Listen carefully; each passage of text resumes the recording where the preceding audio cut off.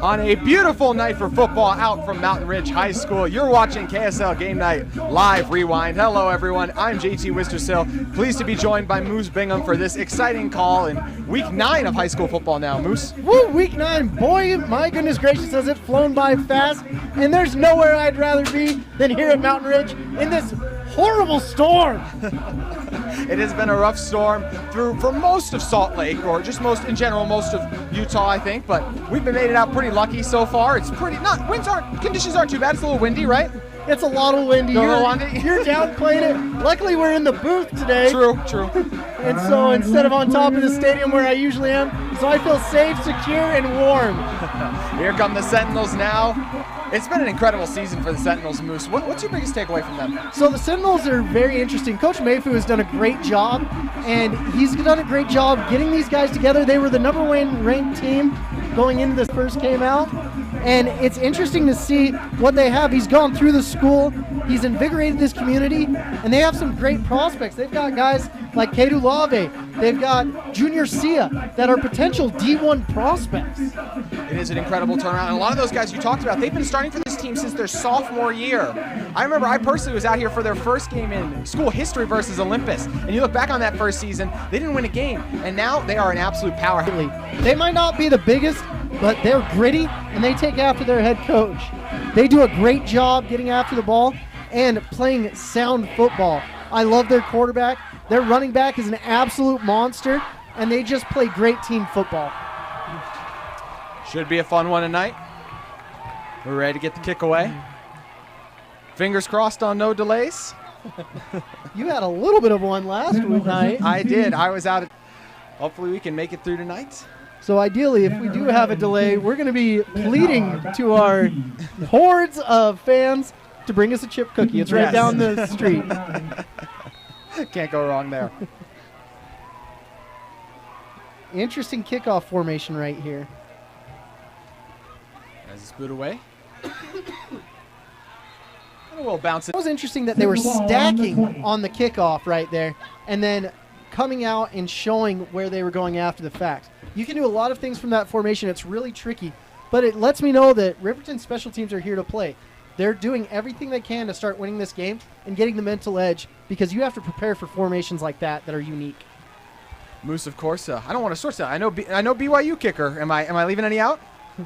I kicked at Utah Snow College. I currently coach at Snow. I'm all over the place. A lot of times people at home will hate on the analysts. It's kind of hard to hate on you when it comes to kicking. First play is up. It's going to be lofting it out in the rain. Oh. It draws a flag right away. So Jordan Day, you're going to be watching him. They're going to put Atifi on him.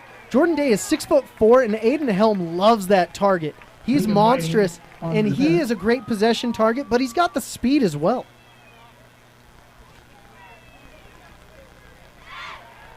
The call officially comes in.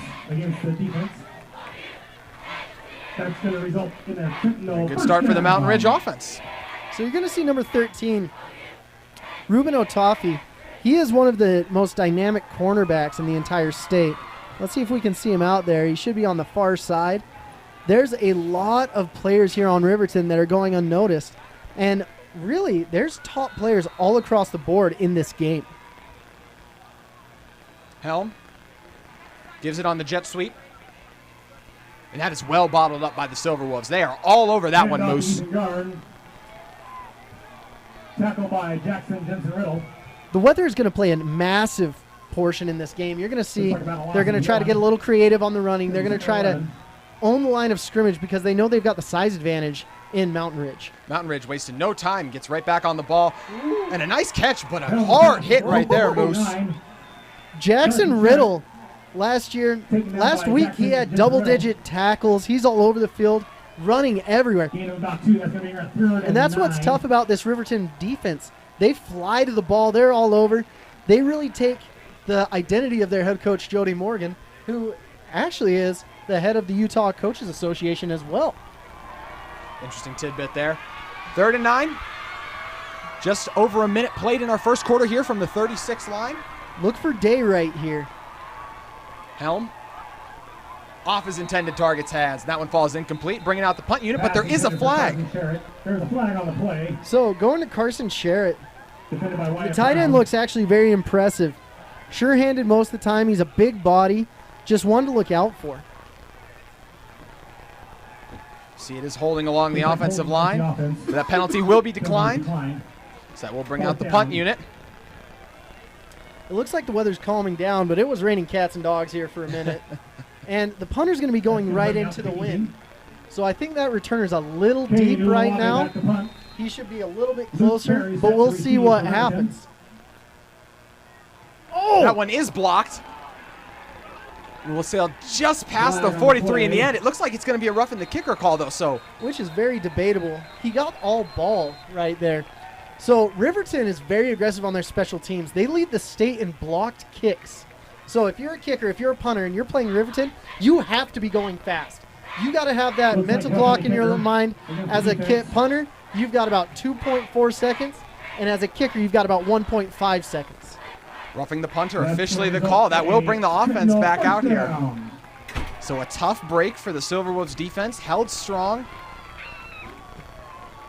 If you're going to be blocking the punt like that, you have to be hitting the ball and watch the kicker's foot.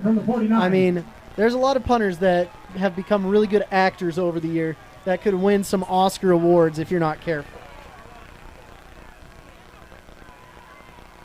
Helm gives it. Oh, And a short run up the gut there by Kate Uluave, one of the stars of this team that you highlighted pregame, Moose. Cade is an absolute monster. He's just a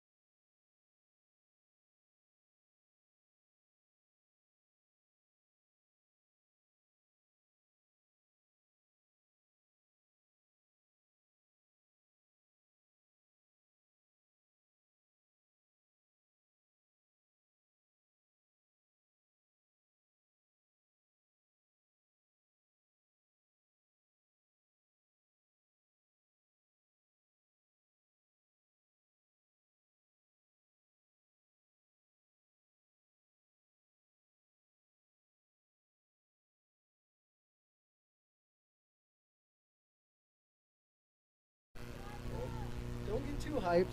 This isn't the NFL refs. This is the fun league, not Yeah. the no fun league, gentlemen. Like there's a flag on the play. Officials are discussing it. Officials are talking something over. I don't see a flag, Moose. I don't either. My eyes might not be that good. Oh, looks like that ref is picking something up. Holding on the Looks like holding against the defense? Yeah. Okay. That's gonna result in Maybe one of those- first down. Can't tell the numbers. Maybe one of those big defensive tackles trying to hold an offensive lineman up so one of his backers can come in and fill a hole.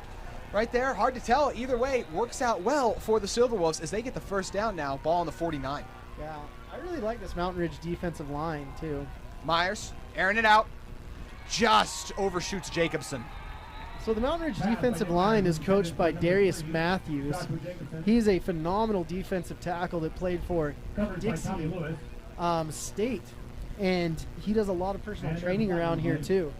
So it's interesting to see what's going on, but literally the worst thing in the world is on the field right now, and that's that dirty laundry. Get it off, ref, come on! We've seen it a lot here early, too. I know.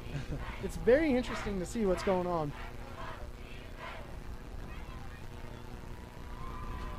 White hat communicates with the Riverton sideline. Personal foul. Yeah, the personal foul penalty comes in there. Looks like a legal hit to the helmet. Ooh. Just marching down the field, whether it's Hankies or South Fisi, one or the other. That's gonna result Guess in it is first down. call officially roughing the passer. Got wrapped up Wow. in Jacobson. Did not see that Myers took a shot. That's one of those feeling rules. It's how do you feel about that? You look in the high school book, you're just like, wow, what is the rule on this? And they talked it over, too. So it must have not been obvious. Took a little bit of deliberation. Myers gives to Tafisi. Sal dragged down by a Handoff. bevy of Sentinels up the middle as they hold strong. Still got 3 yards, which is really impressive. Sal is just a little engine that can. Maybe he'll get 3, maybe he'll get 4, and then he'll get 50. That's what's crazy about him. Well, little engine, he's getting bigger and bigger every single day. Getting that spam musubi and everything else that tastes good in this world. That's what you do when you're a young man. You just eat and eat and eat. You're like Kirby. 2nd and 7.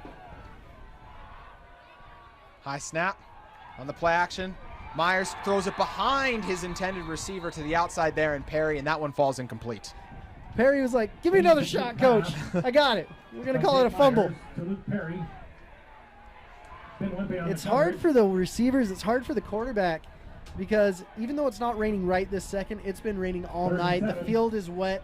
The turf is clumped up, so it makes it difficult to get things done. Cold wind playing a factor as well, I'm sure. 3rd and 7. Myers. Pressure comes through. And that one got away from him. You can tell with this wind, that's a south to north wind. Joshua Jacobson. Really took that ball a lot farther than he anticipated. But you're in 4-down territory here. The kicker for Riverton, they're pretty confident about a 40-yard field goal, which is at the 30-yard line. But now they're like, let's go for it. Make sure you get Ruben back there. Coach Morgan obviously agrees with you, keeps the offense on the field. A lot of time left on that play clock. They are just trying to get him to jump off sides. We just dipped under 10 seconds now. Big down right here. Myers deep in the pistol. They do snap it with time. Pocket holds up, airing it out. Oh! Unable to haul in the diving grab is Jacobson to the outside. Oh. Joshua Jacobson covered by I really like Lewis. Joshua Jacobson as well. He's been training with Ross Poe. Absolute stud, but that one just barely got away from him. The kid, he's a guy that they'll want to go back to on that route. He extended out, did everything he could, but slippery ball, man. What Yep. can you do? It's got to be hard too, Moose, to keep the gloves dry in this weather as well, right? Yeah, you got to get those cutters, the old stuff. None of these Nikes, none of these Adidas underwear. You need the cutters where they get stickier when they're wet. I just want to see a kid out there with just stick 'em on his hands. Yes. That's That what would we definitely all help want. tonight. Another flag comes in. False start Flag on the play. It looks like false start. along the offensive line. Oh, Game starting out a little sloppy, just like our weather tonight, Moose. It's okay. It'll clear up, hopefully, in more than one way.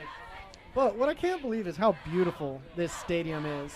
This really is one of the top places in the entire country. Ladies and gentlemen, if you're not here, come on out. You can keep us on the radio and on the TV. But just come out and see this beautiful view. Makes it 1st and 15. A high pass. Unable to haul that one in is Colin Sublet. Aiden Helm really wants that one back. He's like, okay, I'm throwing into the wind now. It's kind of tough. My hands are cold. But this is where you have the hand warmers. You've got the little kangaroo pouch on the front, and you got to take care of yourself. But I think Aiden Helm, he's going to keep throwing, and he's going to find someone eventually. Yeah, you know Aiden Helm is going to be using that pouch you just highlighted there, Moose, tonight. Brings up 2nd and 15. Helm drops back again. Steps up.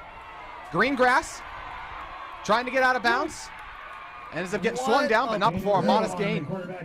What a freaking play by Ruben Otafi. That kid is an absolute stud because he was able to come in, open field tackle.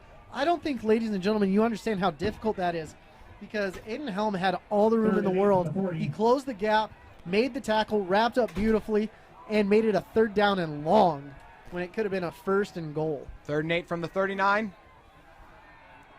Helm would like to have that one back. Dusty Lister taught me that saying. And he's like, Moose, there's a saying you need to memorize. He'd like to have that one back. I'm like, all right. It's always different when you're playing. You're like, oh, give me a freaking break. You look at your hands. What? Why'd you deceive me? What happened there? But now we've got another punt, and we'll see how deep the punter can get it and how aggressive Riverton will go after it. Very aggressive. That looked to be some movement up front. A little delayed whistle there. That's going to be a false start. There was movement by the defense, but I think the offense went first there, Moose. We'll see what the call comes in. Well, the defense rushed them hard, too. So they're having 10 guys go and 1 person catch the ball. Oh, they did call it on the defense. So it looks like there's going to be a block coming from the right. Here, more whistles coming in. Let's talk things over a little bit. Coach Morgan is not pleased on the sideline pleading his case right now. He's now walked onto the field.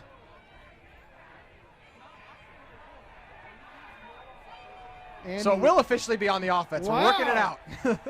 It's very rare you see a coach win that argument, but today we've seen it. It was weird. That's what the initial call the referee did signal to us was false start on the offense, but then the ball moved forward, so something weird happened. Uluave is back to punt. Gets that one up. Perry takes a very favorable bounce for the Sentinels. So starting again from about the 23, it's a big field to get all the way there to the end zone. And they got to operate fast because these last 4 minutes, this is when you have the wind. This is when you have the weather. This is when you have to attack and put points on the board.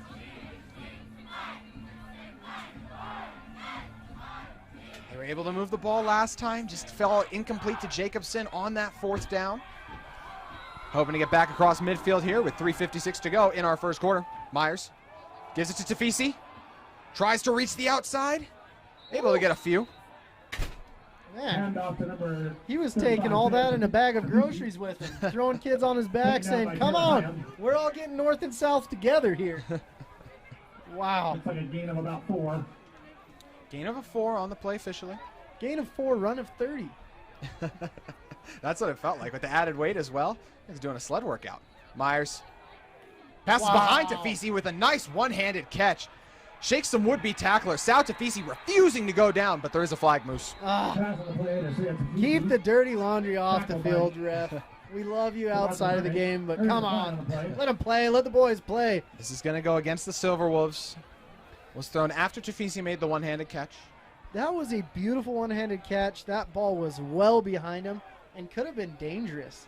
Could have been bouncing around back there. But Sal Tafisi is as advertised. He was reaching out to me. He's like, you better be at the game. You're going to see something magical. I'm like, we'll see. That's what he said? He said you'll see something magical? Yeah, he's a very confident young man. I'm excited to watch him. What a great kid from a great family. And that's what I love about Utah football. Mm-hmm. There's not a lot of dinks out there. There's a few out of them. But Sal Tafisi is definitely not one of them. Colleges will want him to play for them. For sure not. Myers having to step up. He gets dropped. The Sentinels with the big-time sack. Love it. Taylor Higgum. He is a freshman, just coming up, coming out, gonna be a loss and without is an flag. absolute monster. And that's what's nice with these Sentinels. They're not afraid to Bring up play third down younger long. kids. They're like, we've been playing freshmen since we were conceived as a school. 3rd and 18. There's not a lot of kids that want to go to other schools around the valley now. They're wanting to stay home. They're wanting to stay at this wonderful school, Mountain Ridge. Higham hungry gets the big time sack. Brings up 3rd and 18. Ooh. Myers with some time. Lofts it up to Jacobson. Jacobson ends up playing DB there. Exceptional coverage on the outside there by Jordan Day. Alexander Herrera. That's going to bring out 4th down. Jordan Day can do it on both sides of the ball. That's what's interesting about this Region 3. You've got kids playing both ways. When you get to Region 4, there's only one-way players there, it seems, unless you're a very, very special talent. And we have a guy who embodies that perfectly in Uluwave tonight. Punt is low. Gonna take a little bit of a bounce to boost the yardage there, Moose, but I'm sure one he'd like to have back. Yeah, that's a tough, tough punt right there. And it's interesting to see how these guys are reacting to the weather, how they're doing, because this is the first time we're really having turbulent weather in the state with cold times. I mean, you're going to start seeing snow on the peaks. You're going to start seeing snow in the valley. How do you react to acclimate weather and adversity? And that's what's happening right now. Mountain Ridge, they're a heavily favored team. When I ran a poll this week, about 70% of people thought Mountain Ridge would win easily. And so it's going to be interesting to see what's happening in the game. Helm keeps it. Got a hole. He's breaking free across the 30, across the 20. Just has a safety. He gets into the end zone. Touchdown, Sentinels. Yeah, Aiden Helm, that ignited the fire in these Mountain Ridge players. He has been able to get a few of those plays where it's like, is he going to break it? Is he going to break it? And finally, he broke it. You got to be aware of Kedu Lave. You got to be aware of Jordan Day. There's so many people you have to be aware of. But what's interesting is we're going to see how Riverton responds right here after blocking one kick. Can they block a second? Oh, close. Unable to do so. And with the touchdown run, the Sentinels take the early 7-0 lead from Mountain Ridge High. With 2 minutes and 28 left to go in the quarter. Mountain Ridge Sentinels 7, Riverton 0.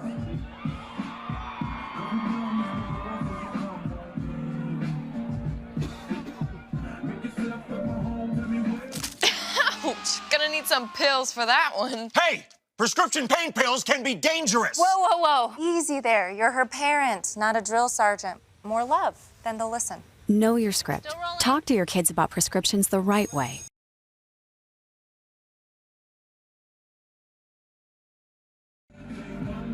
That should be the last time Mountain Ridge goes into the wind this half. And that's going to be a huge difference right there. But it looks like the wind actually changed directions. Now it's going north to south, not south to north. That's what's tricky about playing this close to the mountains. Wind can change, directions change, and you've got a squib kick here.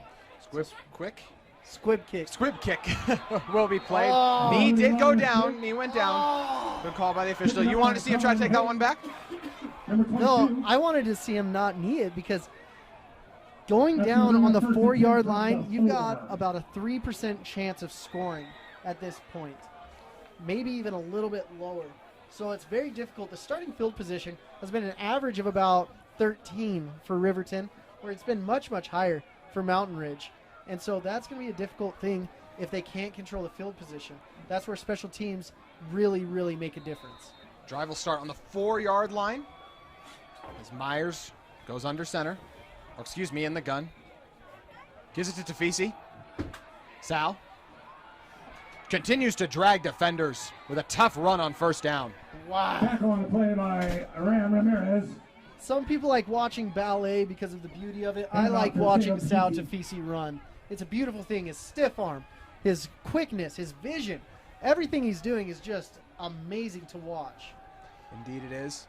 Another give to Sal there. Sal gets lifted into the air. The Sentinels came 12, felt like 12 hats to the ball right there, Moose.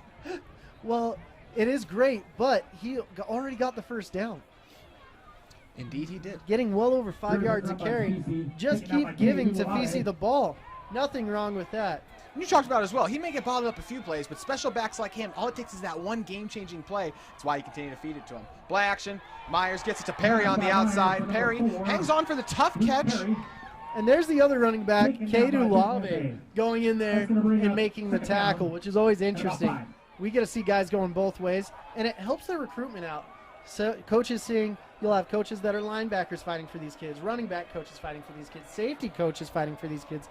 That's what's always interesting to see, and see how great they are at different positions. 2nd and 5 with 1:13 to go in our first quarter. Tafisi able to break a tackle. What an incredible run by Tafisi, tiptoeing down the sidelines, pushed out of bounds.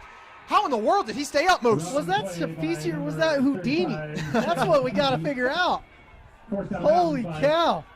The man, he's running like a man possessed, a man that's mad at the green grass he runs on. I love to see that, and I love to see legs churning. It's like he's a chef out there beating those eggs with a whisk, but he's beating those legs like there is no tomorrow. Great run by Sao Tafisi. He looked dead to rights from behind there with the Sentinels closing in fast. Instead, a huge first down run. This one, the keep by Myers. He slides. Great choice. Business decision right there. Get your 4 yards and call it a day. Why need 3 yards in a cloud of dust when you can have your quarterback get 4 yards and a slide to first? Got 45 seconds left in our first quarter. Riverton, this is something they've done. I've called a few of their games this year. They like to go with the tempo, especially when things get clicking on offense, and Myers is going to drop back with it here. Stepping up, room to run. He does slide once again. The smart play by Myers at the quarterback spot. Brings up a 3rd and 2, very manageable. And at this point, you're going to be sitting there, you're like, okay, this is 2-down territory. I mean, Riverboat Jody Morgan out there is ready to gamble on the 4th down. Get to Tafisi. Doesn't need to with Sao Tafisi in the backfield.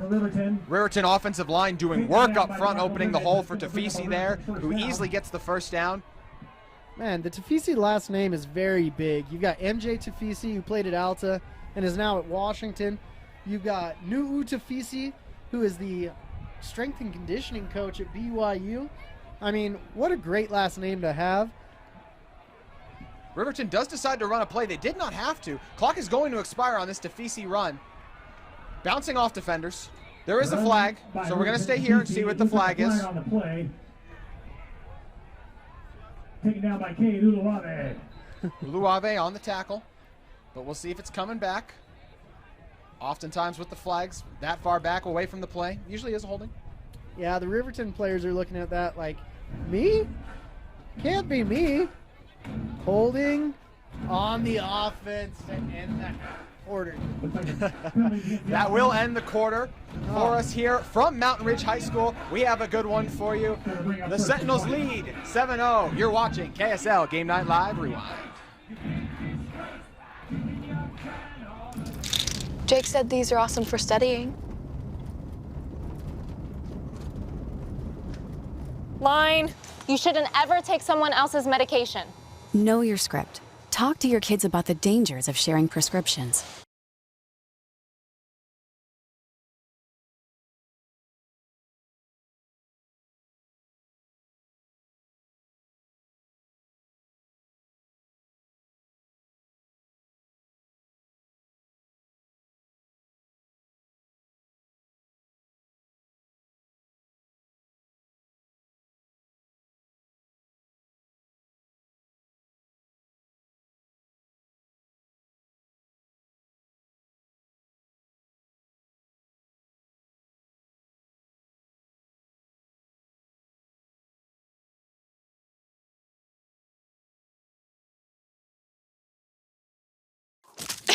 Ouch, gonna need some pills for that one. Hey, prescription pain pills can be dangerous. Whoa, whoa, whoa. Easy there. You're her parent, not a drill sergeant. More love, then they'll listen. Know your script. Talk to your kids about prescriptions the right way.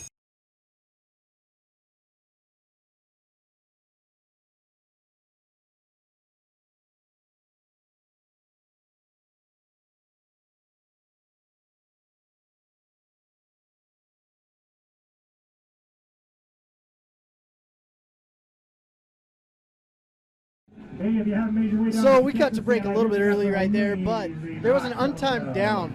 and it was a beautiful pass going to the outside, got about 9 yards. That's why we're at second and about 13, 14 instead of first and forever. Second and 13 as you diagnosed, Moose. Myers stepping up, sees open grass. He's going to run. Cross the 40, goes out of bounds, short of the first down, but a nice gain by Myers, who continues to be smart there. Myers is sitting there. He's like, Aiden Helm is good. I can do that too. That's always the interesting thing as a player. You look at the kid across the way from you, you're like, I'd start on your team if I was over there. I can do that. Let's see what's going on. But Myers has been really calculated and smart about what he's doing. 3rd and 2, Tafisi bouncing it to the outside. He has the first. Tafisi, my goodness gracious, you are a man-child. Getting the first down like it's his job. He's got to have a bowl of cereal out there because all he wants to do is eat all day long. Sal with the smart running there. Play action. Myers with nifty moves. Slings it to the outside. About as incredible as a 1-yard gain as you're going to see with a nice catch by Perry. Oh, incomplete. Oh, will fall incomplete. That's very interesting. This Mountain Ridge defense doesn't give up many points. They're hard to score on, but they had a shootout last week with West Jordan. Indeed they did. 2nd and 10. She said the drop by Perry on the outside. Myers lofts it up, has a man. He's got it. Calling in the catch for the first Silver Wolves touchdown of the night is Logan Dunfield. Logan Dunfield, just like Jordan Day, 6'4", has the height that you can really go up against it.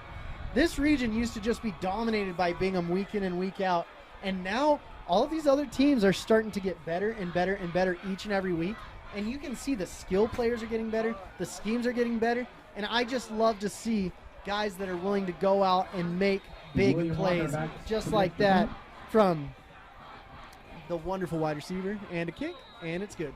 Dunfield with the score, ties it up with 11:27 to go in our first half. We have a tie ball game at Mountain Ridge High. You said these are awesome for studying. Line. You shouldn't ever take someone else's medication. Know your script. Talk to your kids about the dangers of sharing prescriptions.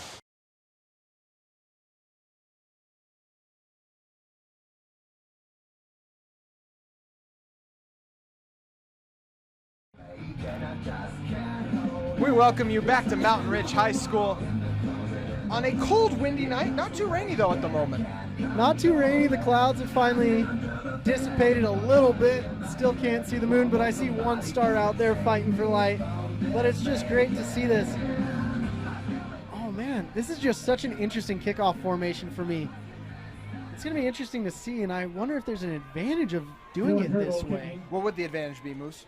Well, the blockers don't know who's going where, and you can do chip shots like that, but it looks like someone jumped off sides. Got going a little bit early. They're so excited about their formation. They just get moving a little early there, Moose. Happens, you know. We're going to bring that back. We're doing something sneaky. No one watch. No one watch. This is about the most frustrating thing in the world as a kicker, especially when you're going against the wind. But it looks like the wind has died down just a bit. But it should be a good kickoff. Well, it looks like no one jumped off sides. The refs just weren't ready. That's on the kicker. So when you're the kicker, you always give the thumbs up to the ref. They say, all right, we're good to go. They look at each other, give you a thumbs up back. That's why he raises his hand right there. He's not just saying hi. Gets a good kick under it there. It's returnable. Ooh. Oh. A nice return there as a flag does come in. Did that ball come out? Whistles come in. Ball currently in possession of the Silver Wolves. The flag does come down. That was a great open field tackle. That's the thing I've been impressed with the Riverton is their open field tackling, not just on special teams, but on the defensive side of the ball as well. It is indeed holding on the return team. So no matter where he returned it, it wouldn't have mattered. Was a nice return. Yeah, a solid return. The kicker has to get, he got under the ball there. you can see the rotation of the ball whenever you see that quick rotation and not that smooth, nice rotation. You can tell the kicker was about 5 centimeters low on the ball and hit the bottom of it instead of that sweet spot. Advantage of having a former college kicker, breaking it down exactly how we like it. Yeah. Helm to the outside. Gives it. Tough running, strong running there. That time was not Uluave as well. That time they gave it to Braden Pace. Are you sure that's Braden Pace or is that Samisi Kinney? Oh, Toppy. Looks like 38 from here. Samisi Kinney, who's one of my favorite players in the And state. that's another flag on the play. Holding against the Sentinels. He's a good change of pace back. He can get out there and he can really bust a play out. He'll have games where he'll have 70 to 100 yards, and he's got a lot of people behind him. The Kinney name is also really big with Sione Kinney, who was a running back at Utah, and another Sione Kinney, who was the Sione Kinney is a very popular name. The more I'm realizing it, but the Kinney name is great, and Samisi is going to do a great job for this Mountain Ridge team, not just this year, but for years to come. Screen. They give it to the screen there. They give it to Kinney.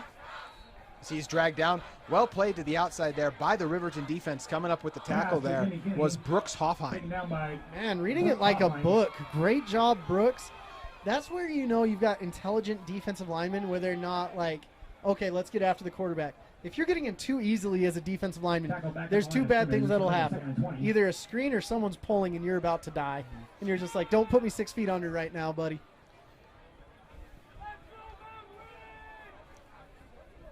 Big play here for Aiden Helm, though. 2nd and 20. Helm. With time. Airs it out. Oh. They're saying that ball was picked. What an incredible diving interception to the outside. Looked to be low momentarily, but coming up with the huge pick to the outside is Whiting. Lincoln Whiting has been a phenomenal corner throughout the season for this Riverton team. Makes a phenomenal play there, Moose. That's what's always crazy about Riverton is these two corners, they might be two of the best in the entire state. You can't really pick on them. You can't do much because they're going to make you pay. And I love the athleticism to go after the ball and not just be like, oh, it's an incomplete pass. You can always get the ball. Make that effort and make that secondary play. Myers with great field position will start out. Lofts it up again. Same guy on the last touchdown. Same result. Multiple flags come in, but an incredible catch right there made by Dunfield. Logan Dunfield, just a junior bacon cheeseburger, but he made a great play there. Let's see if it's offensive or defensive pass interference right there. What are you going to call, ref? Offense is backing up. It's like pass interference on the offense. Offensive pass interference is the call. How do you feel about that? I feel bad about it. Let them play. Let the boys play, ref. Come on. I mean, look, there's going to be hand fighting. You're going to be going for the ball. It wasn't that much of a push-off. I mean, I think the defender was doing just as much, but I would like that to be an actual counted play because get that on the huddle highlight. Let's get them some looks. Huge penalty backs him up there. Oh, awful. Myers with time. Not much anymore. Escapes the pocket. Gets it to Jacobson over the middle. Pass complete by Jake Myers to Joshua Jacobson. What a great play by Jacobson. Ramirez. Finding a way to get open, understanding that the route has broken down, and Myers having enough trust in Jacobson to get him out there. That gave him back about 10 yards, which is awesome. Wind picking up here at Mountain Ridge High for 2nd and 15. They just barely entered field goal range as well. Myers steps into it. Jacobson unable to haul it in. Tough coverage on the outside by the Sentinels secondary. Joshua Jacobson. Man, bodies flying everywhere. Big 3rd down here. You'd at least want to get 5 yards or so to get your kicker into field goal range. What's weird is I'm looking at the flags on the left side of your screen, and they're going one way, and the flags on the right are going the other. So both teams have the wind with them. Brings up 3rd and 15.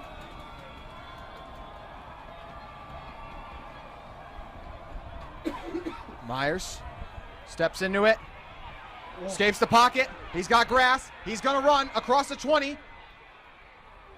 And an awkward spin move for the extra few yards at the end, Moose. He felt good about it, though. He's like, did I get it, coach? Did I get the first? And they're like, nah, you're about 6 feet short, buddy. And fourth down will bring out the field goal unit. This is where they're confident in their kicker. Anywhere within 30, they feel very, very confident. And so this is right in this young man's range. Let's see if Mountain Ridge is going to apply the pressure. It looks like they're loading up on that bottom side of your screen to come after the kick. The kick. It's good. Knocking it through for the big points. It's ugly, but it went through. That's all that matters. So got a nice kick. And if I told you it'd be 10-7 at this point in the game, I'm willing to bet 90% of our audience would be surprised. This Mountain Ridge team is no one to trifle with, but Riverton is coming in bearing its teeth. Nothing more fun than seeing the Silver Wolves come out and ball out. Balling out indeed. They take the lead 10-7 at Mountain Ridge. Ouch! Gonna need some pills for that one. Hey, prescription pain pills can be dangerous. Whoa, whoa, whoa. Easy there. You're her parent, not a drill sergeant. More love, then they'll listen. Know your script. Talk to your kids about prescriptions the right way. The Silver Wolves making things happen at Mountain Ridge High. They lead 10-7 with 8:43 to go in our first half, Moose. Yeah, like I said, there's a bunch of players you should be watching out for. One in particular, Colin Haig. Mike Haig, one of my former teammates and former teammates of guys like Steve Young and Lee Johnson, been playing for years. His younger nephew is here, so let's welcome Mike Haig to the broadcast. Stud of a man. Oh, great penetration there on kickoff. And retreating never a good sign as he gets dragged down there by the Silver Wolves. So that's the cardinal sin right there on kickoff. Never go backwards, ever. Well, I'm excited to see what happens on this next series. And we're going to be watching number 22 pretty closely, Mr. Haig. Helm with the interception on his last throw, eager to get back out and make amends. Drive will start from the 15. Check that, the 14. I think you're going to see a lot of Kedu Lave coming up here pretty soon. Or some easy Kenny Kenny. It is Kenny Kenny. So nice you say it twice. You got to love it. Good job, Samisi. Hand off to Kenny Kenny. Take it down by... It's really tough for a sophomore to come in here in 6A 34. and play well. And Samisi has done a great job of that. Great kid, great family, great support. And that's what you love. And if I had Junior Sia in front of me, I would be running really well too. Yeah, I mean, Junior, every bit of the 6'6", 302 he looks. Some guys it's hard to tell how big they are from a distance. Junior, not one of those guys. No. Helm drops back, airs it out, got a man open, just overshoots him. The defensive back was on the ground right there too. Seemed like some hand fighting. Jordan Day. Incomplete. That's going to bring up 3rd and 5. Helm could have taken a little bit of mustard off of that one because Jordan Day had 6 in his vision, but the ball was just out of reach. Helm trying to adjust to the difficult wind and weather conditions we're facing tonight. They're taking their time too. Indeed they are. Play clock dips under 10 with 7:56 to go in our second quarter. 3rd and 5. Junior C is just an eraser out here. Watch the left tackle, ladies and gentlemen. Nothing's getting past him. That one falls incomplete, and we'll bring out the punt unit. Pass by Aiden Helm, incomplete to Colin Sublet. Now the reason everyone tunes into the game, it's time for the punt. Extra wrinkle of punting challenge tonight. Is Samisi Kenny going in there to punt as well? Yeah, we'll be interested to see if... So Kedu Keep an eye on Lave did Lulave. the first punt, and I haven't seen him for a minute. And Samisi looks a little shaken up, but he's like, I've never punted before, let's do it. Nice punt. Okay, what was the game plan there, buddy? See, he does hit the returner there, but no flag comes in. That's when you call a fair catch. He seems to be all right, though, which is good. Oh, now he's back down. Yeah, Perry down at the moment. Looks like we got an injury timeout. So there is an injury timeout. On the field at the moment. Moose, your thoughts of the game so far? Oh, beautiful. That I would never be a punt returner. You couldn't give me enough money. I mean, people compare it to trying to catch a football on I-15, and watching that incoming traffic, it's always rough. You have to have a couple screws loose to be a punt returner, and you have to be smart about what's going on. If that punt isn't high enough, if the traj doesn't get there, you have to call a fair catch and just save your spot, because that ball can go and it can roll. But pretty impressive punt by Samisi Kinney. You ever tried to catch a punt, Moose? Yes. How did it go? Wonderful. You did? Yeah. Hauled it in. Nice. I hauled it in, but not during a game. I had a roommate in college, actually. I figured you wouldn't catch one during a game. No. I had a roommate in college. He was going after some of the guys returning the ball. He's like, everyone should be able to catch it. I'm like, I'll bet you $100 right now you wouldn't catch 3 out of 10. And he's like, deal. He caught one. But if a punter punts it perfectly, it turns over, and it actually goes back and forth with a 5-yard give and take if you can get that ball to turn over. So it makes it very difficult to catch. White Hats having a meeting here. Perry was able to get off the field. Coach Morgan not happy. So Morgan's going to be arguing that they need to protect his returner right there. And they're arguing whether or not he called a fair catch. But it looks like he hadn't called a fair catch, so there's not much the refs can do to protect someone that hasn't called for their protection either. Which, as you explained well there, we'll see what the... This is an extensive conversation now, so interesting to see what more they're saying than what you just highlighted there. Yeah. And I was just kidding with you, Mike. I know you didn't play with Steve Young. Mike played at BYU only 2005 to like 2015. Looks like we've resolved things. White Hat now looking back at us in the booth. What do you got, White Hat? Almost looks to be talking to the Mountain Ridge players as he sends them away. Well, now there's a flag on the field, too. The flag was dropped. The chain gang is moving back. Are they going to re-punt this?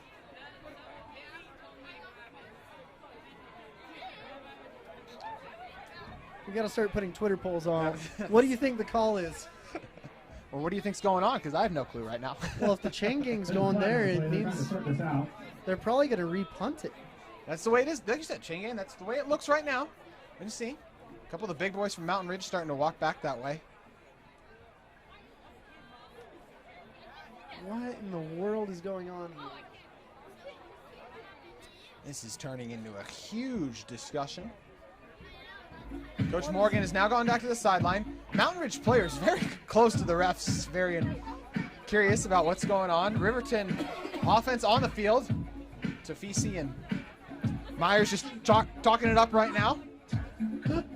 All right, well, this is quite the explanation. And now they're going to Jody Morgan. He's pointing every which way. He's directing traffic out there. Come on, ref, what are we doing? See if we're going to get cued in on here. Well, you remember Never Eat Soggy Waffles pointing every direction he possibly could. Roughing the returner? Looks like they will be. What? Looks like that does end up being the call. So after a lengthy discussion, roughing the returner, officially the penalty there. It sounds like a call you disagree with, Moose. I will bite my tongue today. I have enough refs in this state that don't like me already. I wish that was a joke. That's a truth right there, ladies and gentlemen.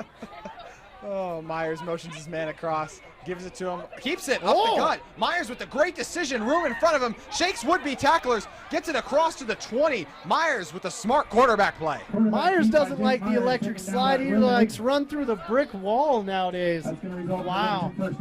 This is a massive massive series for Riverton. If they can get ahead right now, that's going to be a 2-possession game, and that makes a huge difference, 10 points.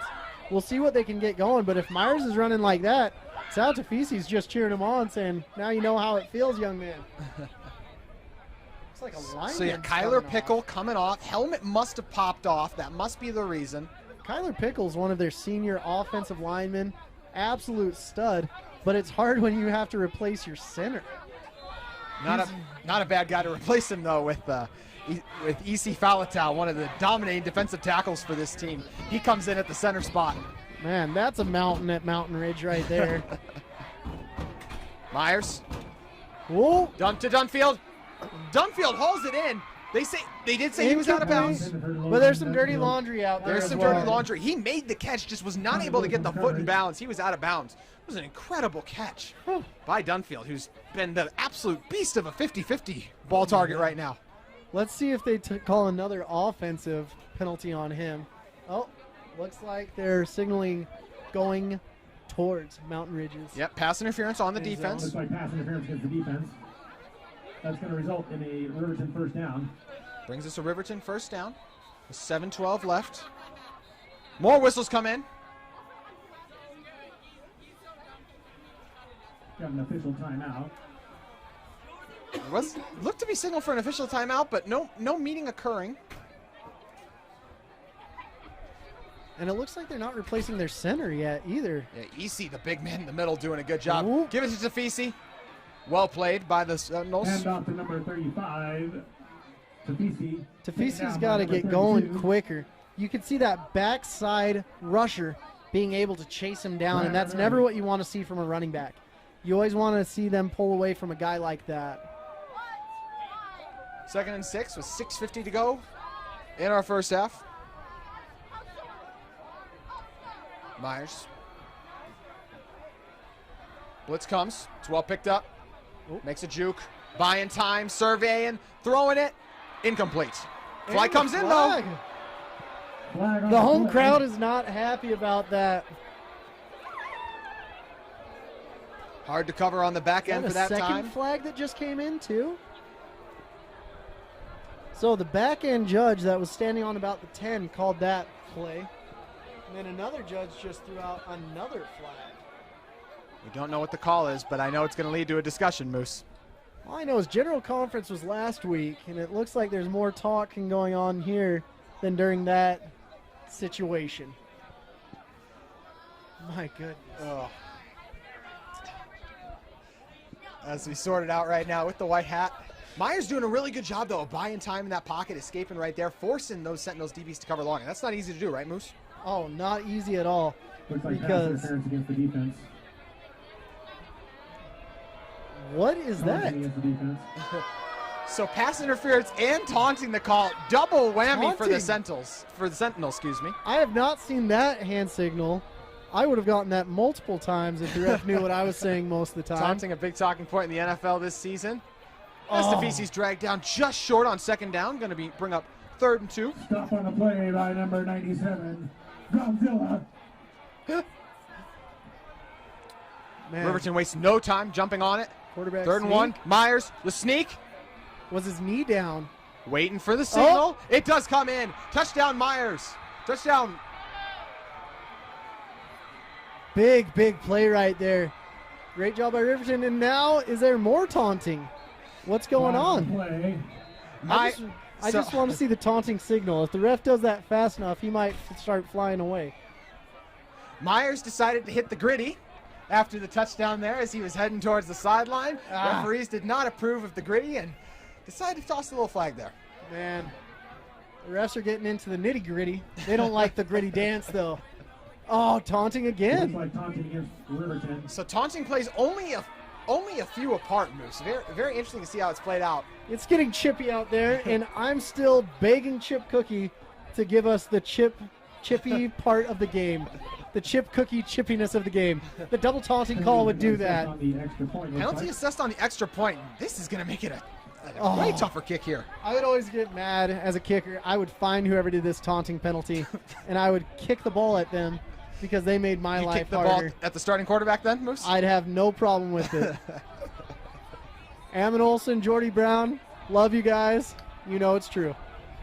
Kick is up. Got her. Puts it through. A nice kick there. So a couple taunting penalties. Things are getting chippy. The weather is chippy as well. 17-7. Silverwolves lead. Let me get a Chip Cookie one of these days. Mark my words. Jake said these are awesome for studying. Line. You shouldn't ever take someone else's medication. Know your script. Talk to your kids about the dangers of sharing prescriptions.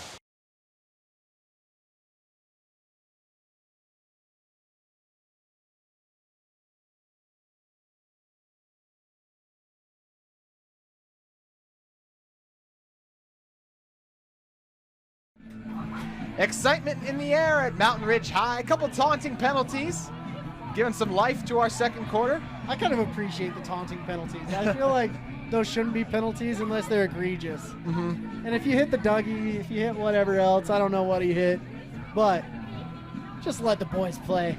It's more fun that way. Now back to the most interesting kickoff formation in the state. Oh, where are we going? Who's going where? All right. Another one that will be returnable. He's able to get under it.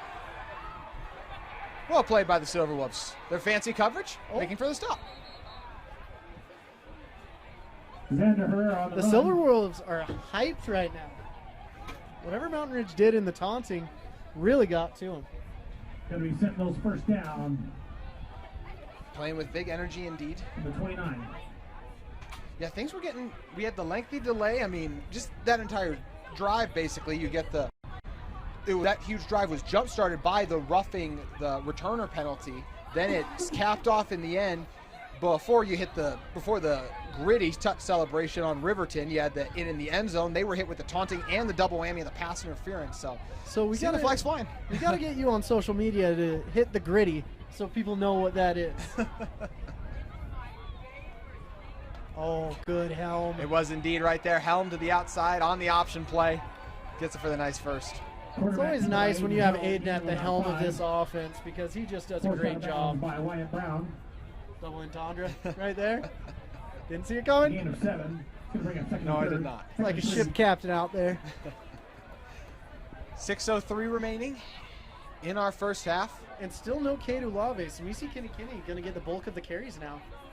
Kenny gets it there to the outside, trying to tiptoe along the sideline. Going to be stopped a few yards forced short of the first down. By Colin Haig. Oh, Colin Haig, heck yeah. Nothing better than saying the Haig last name out there. Good job, Double Deuces. 3rd and 3. Mentioned Colin Haig. I talked about Hoffline early on. It's this Riverton defense full of some guys. EC Falatau as well. There's some dudes. Yeah, there are. And they're plugging and playing them in the right positions, too. 3rd and 3. Oh. To the tight end. It's dropped. Whoa! Pass intended for number 89. Oh, they didn't call anything. Very delayed whistle there. I was like, great football IQ right there. That's going to bring up 4th and 3. 4th and 3 right there. We see Kenny punting again. Carson Sherratt unable to haul that one in. Nothing but green grass in front of him too, Moose. An unfortunate break there for the Sentinels offense. Without Kedu Lave, he's the engine that gets this thing going. Really smart kid too, 3.9 GPA. He's going to have his choice of colleges, but we got to see him out here on the field. This is a different offense without him because they don't have that threat. Oh. Roughing the punter penalty comes in there. Kick by Kenny. Looks like a flag on the play. And Kenny had a great punt. It was a great All punt. things considered. But that'll give him the first down. And Kenny. Looks like roughing the kicker. I don't know if they've got other running backs besides him. And he looks hobbled right there. Yeah, Kenny. Going into the offensive huddle, saying, let's go again, I guess. Junior Sia, Nick Lober, give me some running room and running lanes, and let's run. I love the toughness from all the Kenny's, especially Samisi. Great kid. That is now the 3rd penalty of the half we've seen come on the punt. That's not a holding, but roughing. We've seen 2 roughing the punters, and then the roughing the returner early on as well. So, Samisi, I got to teach you some acting a little bit. You could have gotten a lot more than what you got right there. They give it to him here. Right away, he's met. The Silverwolves all over that one. One of the first ones to the ball was Andrew Schoten. Tackled by Andrew Schoten. I love it when you have Scottish and Irish names out there like Schoten. Get on in there, Schoten. You got to love it. 2nd and 10. That's a fun one. It is a fun one indeed. Does bring up 2nd and 10. No gain officially. Looked like it could have been a loss of 1 momentarily. Yeah. Whistles come in. Samisi's got to be gassed right now. I wonder if they've got any other running backs to help him out, or they're just going to ride that horse all the way to the end zone. As you said, Kenny not getting a break yet. Good block. Pressure in Helm's face. He lofts it up.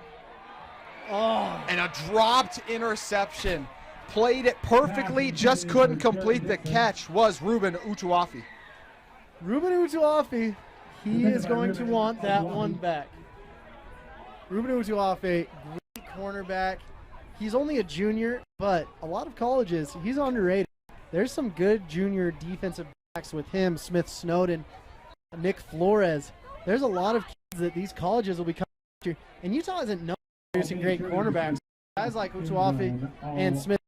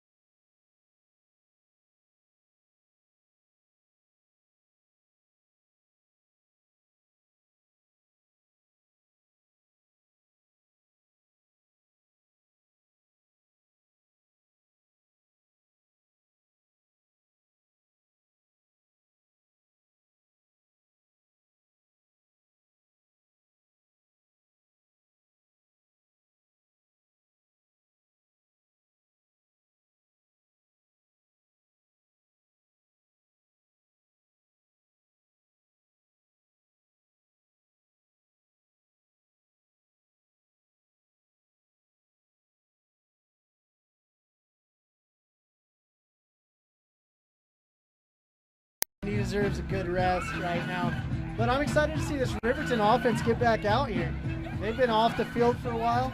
And if Riverton wouldn't be shooting themselves in the foot, they would have had this opportunity about 3 minutes ago. Sorry if you guys lost us there for a moment. A little technical difficulties, but all you missed was a quick punt. Tafisi with the strong run. Oh, Gets a couple. wow, Sal. I talked to Coach Morgan earlier in the week, and what he highlighted to me about Sal, they call him Smooth Sal, because there really is, it feels like he's good at everything. Coach Morgan describes it to me. He's one of the best at video games. He has a 4.0 GPA, and obviously he's a fantastic runner as they get it, try to get to the outside, as that ball sails out of bounds because of the behind throw. Are they going to call it out of bounds, or what's the call? Because that's a big loss. It will go down as a, oh, they're moving it back. Looked for a moment it was going to be a huge loss, Moose. Man. Sal was absolutely covered right there. I don't know what the quarterback was thinking. He was thinking, Sal, save me, because you're so smooth. It works often a lot. Not a bad place to go when you are in trouble. 2nd and 10. 3rd and 10, excuse me. Myers moves up. Overshoots Jacobson. You gotta have a better name for Sal. Maybe like Suave Sal, the smooth Sal. Stupendous Suave Sal. We'll get a better nickname for him by the end of this broadcast. Kind of like Suave. Enrique Suave Sal. Interesting punt formation here. Correction number 6, Xander Herrera. Punt is away. Herrera. Just going to let it bounce. Does not take a favorable bounce for the Silverwolves. Continues to go back. Takes a Sentinel bounce. That's going to bring up 1st and 10. Man, with bounces like that, the coaches are like, why would we even punt anymore? Let's just go for it. Difference of 8 yards. Man, brutal. Does make it tough. Well, one of the Mountain Ridge players is ready to go. I don't know about the rest of them. Yeah, out there, wait. He's like, come on, guys. I know what we're doing. I got it down. Not going to get the play call, buddy? All right.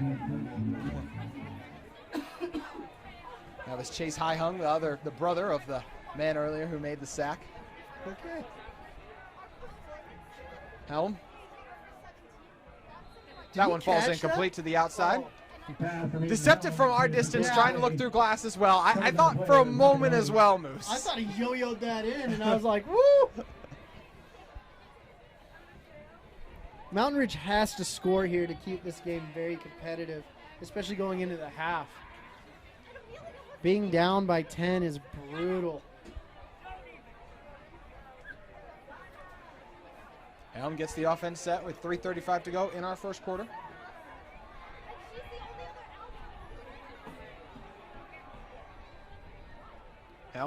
The gives. Shaking a guy to the outside. The tough running. Oh, Hand off to Kenny. you love to see it, Kenny.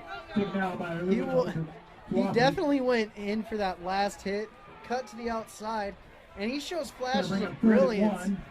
But it's always tough when you're out there every single down as a running back. When you get to college, there's guys that are just third down specialists, first down specialists, and whatnot. But Samisi Kinikini with Kedu Lave, nowhere to be seen. It's like playing Where's Waldo with no one to be found. He's getting the brunt of the carries right now. Not a bad backup back. They're going to give it to him here. Blockers in front of him. He gets the first. Kinney with the smart running. Getting right behind Nick Lober, saying, "Go, young man, go!" First down. Andrew Shoden on the force out of bounds. Samisi Kinikini is trying to prove he's at an audition portion right now. Maybe just keep Kedu Lave playing defense because I can handle the offense. Now pass pro. Looks to the outside. Helm. Overshoots his man. Multiple flags come in. Pass on the play intended for Ethan Garn. Flag on the play. Oh, goodness, this Coverage on the again. play was number 28. Did not come initially, came after, right as the ball was being released by Helm. White Hat does look ready to make the call. All right. As he shifts through, so, like you said, the very big Mountain Ridge offensive line. There's an eligible man downfield. And a holding penalty. Oh, holding on the defense. So those penalties will offset. We'll replay the down. It's like it never happened. Illegal man downfield offsetting penalties. It's like Groundhog's Day right there. It's like, oh, I feel like I woke up again. Same situation. Same down.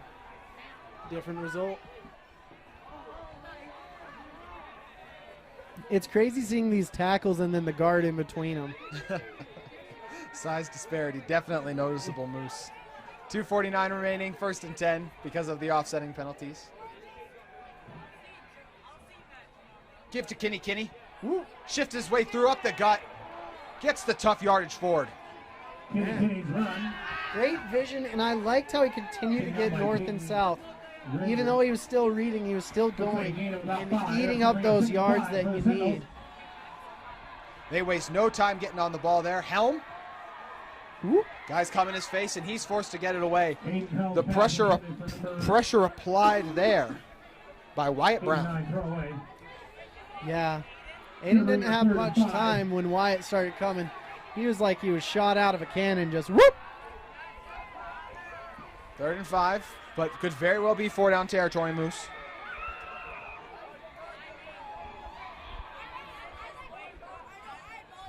Helm talks it over with the big boys up front. Ball on the 17. Fakes it to Kinney.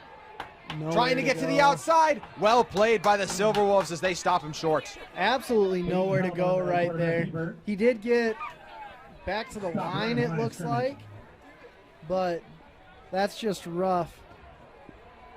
4th down. Looks like the field goal unit will come on. We'll see how quick he gets to the ball now. You're going to watch this, and they've got a great kicker in Brody Laga. He was actually my special teams player of the week this week. Bad snap. Bailed out by the flag. Oh, Flag on the play. that was horrendous. Ball was ruled dead. Will that give him a first down? Encroachment. Penalty is going to be against the defense. So it is encroachment. Oh, Huge call. lucky break. And that's going to bring up a Sentinel first down. So a Sentinel first down, officially the call.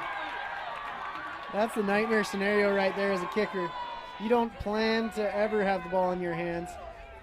And now Mountain Ridge their tackles are out there, but no one else quite is. What are we running? Just Offensive line's got to be in sync, right? They just run out there, they pass it along, make it work. Pass pro. All right. To the outside. More room to run this time, but Helm is dragged down. Hayden Helm on the quarterback. Once again, making the play on the outside there. Wyatt Brown with the tackle. Here's Wyatt Brown. Wyatt Brown looks like he's being a quarterback spy right now and just watching where Aiden Helm is going after Aiden Helm did that beautiful, beautiful run play. Timeout by Riverton. So Riverton feeling trusting their defense to make a stand, and then as well hoping to get the ball back with some time left. Yeah, they are really high on their field goal block unit, as they should be, but they have to be going for the block point, not hitting the kicker. The block point is about a foot in front of the kicker's contact point with the ball. So that's what they really got to be going for, and if they just fix that little mistake, it could be a vastly different game at this point. Way less kicking penalties because they've ran into the kicker multiple times tonight. Minute 34 left to go in the half. Riverton 17, Sentinels 7. Let's make some noise. Get on your feet. Minute 34 remaining. Gonna be 2nd and 6 here for this offense. Kenny still the man. Uluave, do not know what happened there, but have not seen him on offense in a while. Kenny's done a good job though. They're gonna give it to him here. Shakes a would-be tackler. Going to be just short of the first down marker. A run on the play by Sinisi Kenny. Tackled by Wyatt Brown. All the sophomores in the stadium are very excited about Kenny. He's one of us. One of us. And they'll be watching him the next 2 years as well. Get on your feet.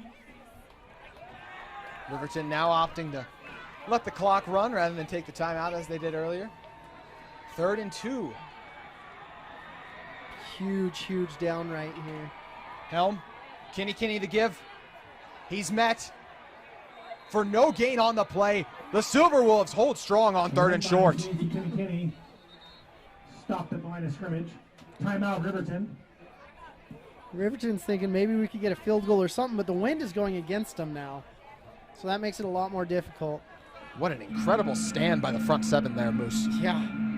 Getting in between, seeing the weaknesses in the Mountain Ridge offensive line, and bursting through those lanes to get to Samisi Kenny. And Samisi Kenny, even though he's very good, he doesn't have the size of Kato Lave. He's not going to run over you. He's going to give you a huge hit, but he's not going to push you back all the way yet. He still has 2 more years to hit the weight room, though. 50 seconds left in our first half. What do you think the play is here for Mountain Ridge? Do you feel they're going to go for it and try to punch it in, or they sent the field goal unit on earlier when it was 4th down? I would probably do a play fake and try to hit a tight end at this point.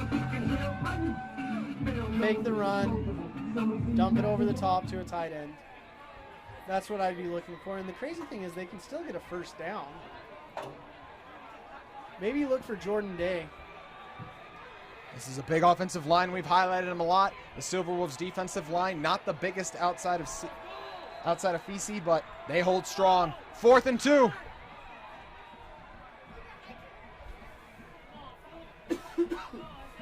Still over 15 on the play clock. He likes. Helm rolls out to the right, has a man wide open, and unable to hit. The throw was a little bit behind, unable to complete the catch process there. And that was to the tight end. It's okay. Get him up, he'll get another shot. But that's a brutal thing because they left 3 points on the board right there, if not 7. He had green grass in front of him and a lot of red turf to hop into. 1 timeout left for the Silver Wolves offense. So good use of the timeouts by Riverton in the last little bit, but they've got a whole heck of a long way to go. I'm expecting to see Sal with the carry right here. Indeed, it does go to Sal. Tafisi with a tough run to the outside. Forces the defender down with him. You know, it's always an interesting decision to run on 1st down in a 2-minute drill, but when you have a back like Sal Tafisi, he's just able to make things happen.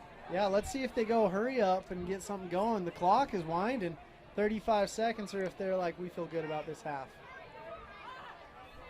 Yeah, interesting to see as they do let that clock wind. So why take all the timeouts? That's the question of the day. Interesting move indeed. Myers gives it again to Tafisi. This time he is bottled up. I was expecting a Houdini Tafisi right there. Pop in, pop out, and pop into the end zone. Run by. That is be going the to end. do it for our first half. And what an exciting first half it's been, Moose. Your thoughts? Yeah, Riverton is still energized as they rush off the field. Riverton, Mountain Ridge is, Sentinels 17, they're almost Mountain Ridge, perplexed. They're Sentinels stunned. But let's see if we can see Kedu Lave anywhere out there, because that's who I've been looking for this whole time. He just disappeared. And hopefully we can find him and he can get back out the second half because they need him. Samisi Kinnakitty is like, bro, I'm sick of putting this team on my back. It's hard. So it'll be great, and I'm excited for another rousing second half from Mountain Ridge. 17-7, our halftime score. Silver Wolves lead the Sentinels at Mountain Ridge High. You're watching KSL Game Night Live Rewind. Second half about to get underway from Mountain Ridge High School. JT Wistersill and Moose Bingham still with you here on the call. And what was a fun and penalty-filled first half, Moose? That's a nice way to put that. Lots of penalties, lots of dirty laundry. Hopefully there's less on this side of the half. And it was really, really chippy out there as well. The wind is starting to pick up, so that's going to play a huge factor in this half. But Riverton, they're in a good situation with 2 possessions up. I believe they'll be kicking off to Mountain Ridge, and we're going to see what's going to be going on this half because it should be exciting. We're glad to be here with you for this beautiful, beautiful, freezing cold Friday night. Yeah, and at least it's not freezing cold rainy, right? Well, not now. Not now. You're right. I don't want to jinx this. I don't want to jinx this. Better find some wood to knock on, ladies and gentlemen. But you're probably home with a nice warm fire and a nice chip cookie or crumble cookie. Make sure you bring me one when you have a momentarily lapse in judgment to get out into the cold. You're trying to get. You keep working at it. They're going to have to give you the sponsorship. You know what? They're going to. Little do they know. It's happening, ladies and gentlemen. But it's going to be an exciting half. The Riverton defense has been really impressive to me this half. They let Aiden Helm get out one time, and he was able to get a touchdown from that. But there's been taunting penalties going back and forth. There's been a lot of action going for these 2 well-respected yet young programs. The entire second half. Let's get loud. One thing that's going to be interesting, too, when we're talking about the Mountain Ridge sideline is they have to continue to replace Uluave's production. He has been down. We have not seen him back in a while. Going in tonight, he had 113 carries for 721 yards. Now, thankfully, they do have a pretty good backup that we've seen on display tonight, don't they, Moose? Yeah, but he's not just the backup running back. He's the backup punter as well. And it looks like Mountain Ridge is kicking off. I apologize about that, ladies and gentlemen. So if Mountain Ridge is kicking off, that means there's an opportunity to go up 3 scores in the next little bit, 3 full possessions to get back in this game. If Riverton can score here, that could be the end of the game for Mountain Ridge. So their defense has to step up. They have to be creative, look for pooch kicks, onside. I'm sure Riverton's gone over this. That's why they got their 5-man front, waiting to see if the ball's kicked. And then they've got the 6 men in layers behind them. Should be interesting, but you don't have the stack formation for Mountain Ridge. They're just normal. So the hefty lefty coming out, big old sophomore with a nice wind behind him. Yeah, that's way deep in the end zone. A strong start from the kicker there to get us underway here. Will be interesting to see what the message Coach Mayfu delivered to this team at halftime, trailing at home, a big game for them against a very tough Riverton opponent that, as we mentioned in our openings, 8 points away on the season from being undefeated. Yeah, Sal Tafisi is going to come out here and run like a man possessed again. And I can see the rain starting to come down. Whoever didn't knock on wood, it's all your fault. Oh, miserable out here, ladies and gentlemen. Giving it to Tafisi, bouncing it to the outside. Tafisi chugs forward for a tough 5-yard run. The amazing thing about Sal, I believe, Moose, is he never seems to get tackled for a loss. Even when he goes down, he carries his momentum forward for the extra yard. Yeah, and he's got that big body, but he's got the squatty legs. He's got long upper body, but those squatty legs that can get him the momentum, and he's very strong lower body-wise. They feed the strong lower body again of Sal. And he takes it for a first down, continuing. I mentioned it's hard to bring him backwards. It takes 3 guys to move him backwards at the end after he chugs forward. What a run by Sal. Getting 13 yards, so that's 5 yards, 13 yards. And with this rain coming down, that might look like snow. Ooh, I hope not. No, it's just rain, ladies and gentlemen. they're going to keep feeding him because you don't want to put the ball in the air with these slick conditions. High snap there, doesn't disrupt the timing too much as the give is still to Sal. Gain of about 3. Man, Tafisi has been very impressive. He's making his case to be one of the top running backs in the entire state. I mean, it's been an interesting year seeing who steps up and who disappears. Because with running backs year to year, it's not like your accomplishments, you can hang your hat on your laurels there. You have to go back in the weight room and you have to continue to be that type of dude. 2nd and 6. Mountain Ridge showing the blitz. Give it to Sal. And right away he is met in the backfield. Making the big tackle for loss for Mountain Ridge is Chase Hyham. And that's a good 6-yard loss right there, which is crazy. So like I said, you don't want to throw the ball, but now it's going to be 3rd down. The Hyham brothers, an absolute nightmare for defenses to deal with. They both combined. Chase has 6 sacks and his brother has 7 as well. So they just are a nightmare to deal with in the interior of that defensive line. Man, they could start a law firm together out of this. Hyman brothers bringing the sack lunches to you. Timeout taken here early by Riverton High School. We're going to step away as well. You're watching KSL Game Night Live Rewind. Can be dangerous. Whoa, whoa, whoa. Easy there. You're her parent, not a drill sergeant. More love, then they'll listen. Know your script. Talk to your kids about prescriptions the right way.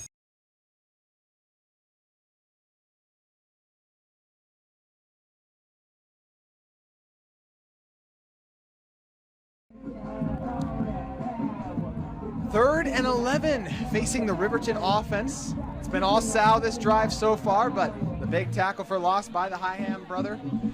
Yeah, I thought he was back a little bit farther. It looks like they're just marking him at 11 yards, but it could have been as bad as 16 yards to the first down. So Sal Tafisi not even in the backfield. They're splitting him out wide. They're saying we're going 5 wide and seeing what we can make happen. Everyone knows we're throwing the ball anyways. Let's see if we can get a mismatch, and it looks like they may have it on this trips to the field side. Opportunity for Chase and Taylor Hyham to add to the sack total on the year. Instead, it's going to be another defender for Mountain Ridge able to get the big time sack. Man. Great sack, but now the punter's going to come out, and the snaps have been all over the place. Let's see if he can corral this with the rain coming into his face. It's coming down like cats and dogs, ladies and gentlemen. You can see it at the top of your screen. Oh, very low punt. That was an understatement. So sometimes it's good to be lucky and sometimes it's lucky to be good. But that was a lucky punt right there that no one was able to hit it because it looks like it went all of about 4'9" in the air. Nathaniel Gomes was the Sentinel who was able to sack Myers on the big 3rd down there. And now because of the punt, opportunity here. So exactly what Mountain Ridge wanted. They wanted the ball back. They wanted their defense to make a stand. And they wanted to go with the wind, rain, sleet, hail, snow, whatever's behind them, and go right down this Riverton defense. Him gives it up the gut. Ooh. A tough truck right there, continuing to pow forward for the extra yards. Oh my goodness gracious. Samisi Kinney. He came with bad intentions on that one, and they weren't ready. Oh my gosh. He said, just a sophomore, just a sophomore. I'll show you. I am a heck of a running back. Woo! Brings up 2nd and 4 after the tough run by Kinney. And they feed him again. State keeps his feet after initially being looked to be down. He's able to run forward for 3. It's going to bring up 3rd and about 1. He was as surprised as anyone that he wasn't down. He's like, I'll keep going if you let me. It does look like he's a little ginger on that knee, though, so watch out for that, ladies and gentlemen. Because if he goes down, I really don't believe they have a backup running back. Fake it to Kinney. Hem going to keep it up the gut. And tough running by Hem. That's going to be a single first down. Man. Because Kinney was running like that, Helm was able to take that, and that's what's made Helm so decisive and great at running, because they usually have Ulave back there that can open up run lanes for Helm. Coach Mayfu mentioned as well that, Helm has been dealing with injuries a lot of times this season, so they're really hoping as the season winds down, they're going to get to take the handcuffs off him and let him run a little bit more, air it out as well. The give to Kinney. Trucks forward for the tough yards. Kinney's just jumping, grabbing yards while he can. 1 here, 2 there, 3 there. Could be more.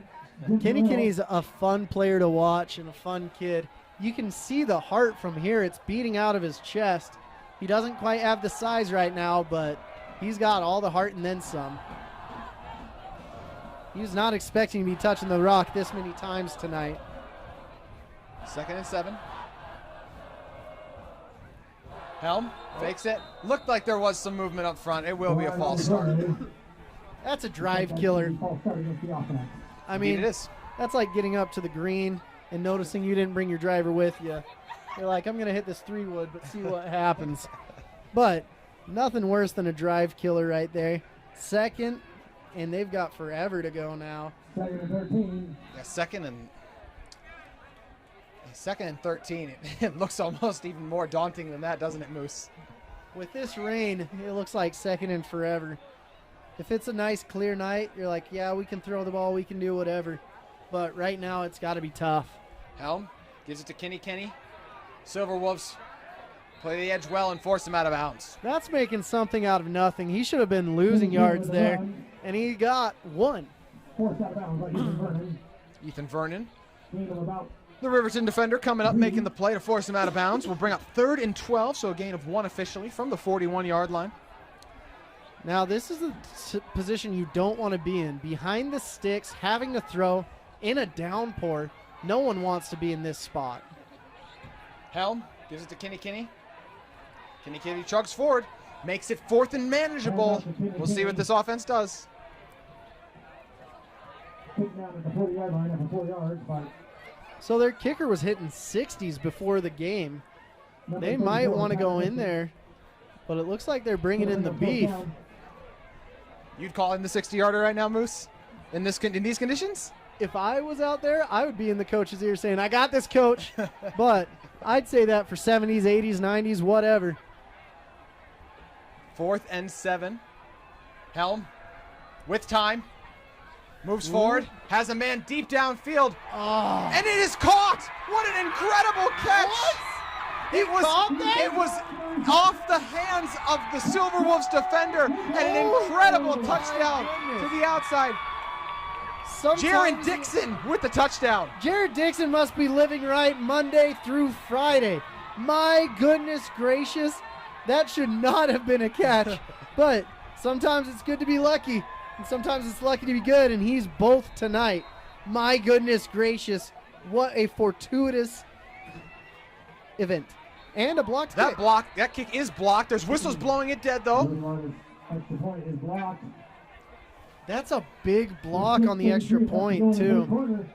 Because that would make a field goal able to tie it. Now you have to score a touchdown. This Riverton PAT block is not messing around at all. They're not messing around, indeed. The big-time block there, but not before the huge touchdown by Jaron Dixon.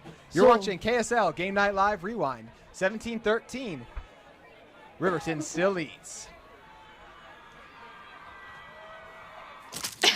Ouch. Gonna need some pills for that one. Hey, prescription pain pills can be dangerous. Whoa, whoa, whoa. Easy there. You're her parent, not a drill sergeant. More love, then they'll listen. Know your script. Still rolling. Talk to your kids about prescriptions the right way.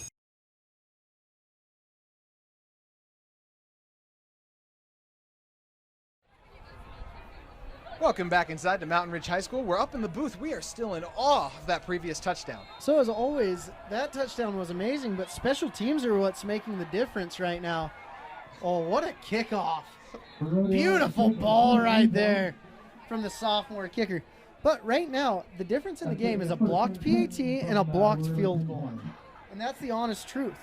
I mean, there's 4 points that were left on the board by Mountain Ridge, and the kicker's got to be frustrated because he's like, look, I've got the leg to make everything. Just don't let my ball get blocked. So frustrating indeed. Jaron Dixon catching the deflected pass for the touchdown. And Ruben's got to be just flustered about that. Oh! High snap. He's going to have to get on top of it. And that will be a safety. What a huge turnaround for Mountain Ridge. My goodness gracious. Riverton doing everything they can to throw this game. It's crazy. Not really. But with these conditions, it's hard. You don't see where the ball's coming. And the rain is playing a huge part. I think the rain just got Mountain Ridge about 8 points.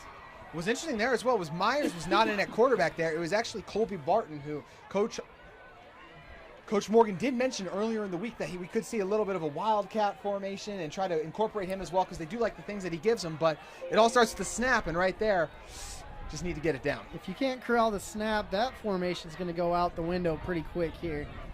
And that's just brutal. At least he hopped on the ball and made it 2 points instead of 7. But this is a really interesting scoring game at 17-15 for Riverton. They're still ahead, but they're doing the right choice here, doing the kickoff instead of a punt. What's interesting is you always have the choice here if you want to punt it or you want to kick it off. If you got a great punter, punt it. If you got a great kicker, kick it off. Just get her done any way you can. Kick is away. It's playable. Great placement right there by the kicker. Gets dragged down. Is Xander Herrera. So big time play right now. We're going to see what these Silver Wolves are made of, how gritty they are. All the momentum has shifted to the Mountain Ridge side, but it's going to be really interesting to see what happens in this next little quarter, because I don't think Mountain Ridge could have paid to have this sequence of events happen. Really is incredible. Even with when you throw in the negative one that you talked about with the blocked PAT, it has been an incredible couple of plays with the give here. Trucking along for the chuff yards is Kinney. Kenny with the run. About. And still no word on Kadu Lave, but who's down there? If it's Kenny, Tackled by Wyatt Brown. he's back up, getting up so gingerly. Gets up gingerly, but you know he's going to stay out there and try to tough it out. Oh my goodness. Carry of officially 3 yards with 5:50 to go in our third quarter. Ball on the 46. Sentinels trying to continue to build off the momentum of that safety. Give it to Kinney again. And they're still running this young man. And he gets dragged down by the Silver Wolves. He's absolutely destroyed. Just puts his hands up, says, help me out, help me up. Give me the ball in my hands again. I can do it, coach. The heart on this kid is unbelievable. Love watching Kinney, but I want to see Olave as well. Bless his heart wherever he is. Big third down here. Big 3rd and 5. Helm. They give it again to Kinney, and he's not going to make it. Going to be stopped right at that 50-yard line. Going to bring up, looks to be 3rd and 3. So is 4th and 3. Looks like there's some people coming out, and Kinney's like, hell, I've already ran the ball 96 times. Why don't I punt it as well? The only person touching the ball more than Kinney tonight is the center. Moose, have you ever seen a starting... I can't remember many times I've seen a starting running back who's a punter in Uluave, but then not only is he the punter, but his backup running back is also the backup running back and the backup punter. I haven't seen anything like this, but the confidence they have in this Kinney kid is really amazing. Oh, and they the don't fake! go to it there. They go to the fake. The Silver Wolves are all over it, though. Okay. And they push him back. More than ready for it. The Silver Wolves with the huge play. The coaches are hyped. Look at that. Go celebrate with the big boys. I love it. Stop short of the first down. That's going to bring a first down for Riverton. Oh, is there... Don't tell me that's a celebration. Oh, my God. Looks to be a sideline warning on the Silver Wolves. They were overjoyed because of the big-time play and came a little too far on the field. I thought it was going to be taunting. His hands were up, not down. Taunting, his hands flopping down. Sideline warning, his hands flopping up. Little do you guys know. So we're here to fill him in on Moose. 4:20 to go in our third quarter. Myers in the offense back out. Sal Tafisi in the backfield. Give him the rock. Give his to Tafisi. Shifts his way for a gain of about 6. Man. Now, Riverton is just trying to establish themselves again, get back to what they were going to. It is absolutely miserable in this stadium right now, and so you're going to see a lot more of South Tafisi and Samisi Kinikini.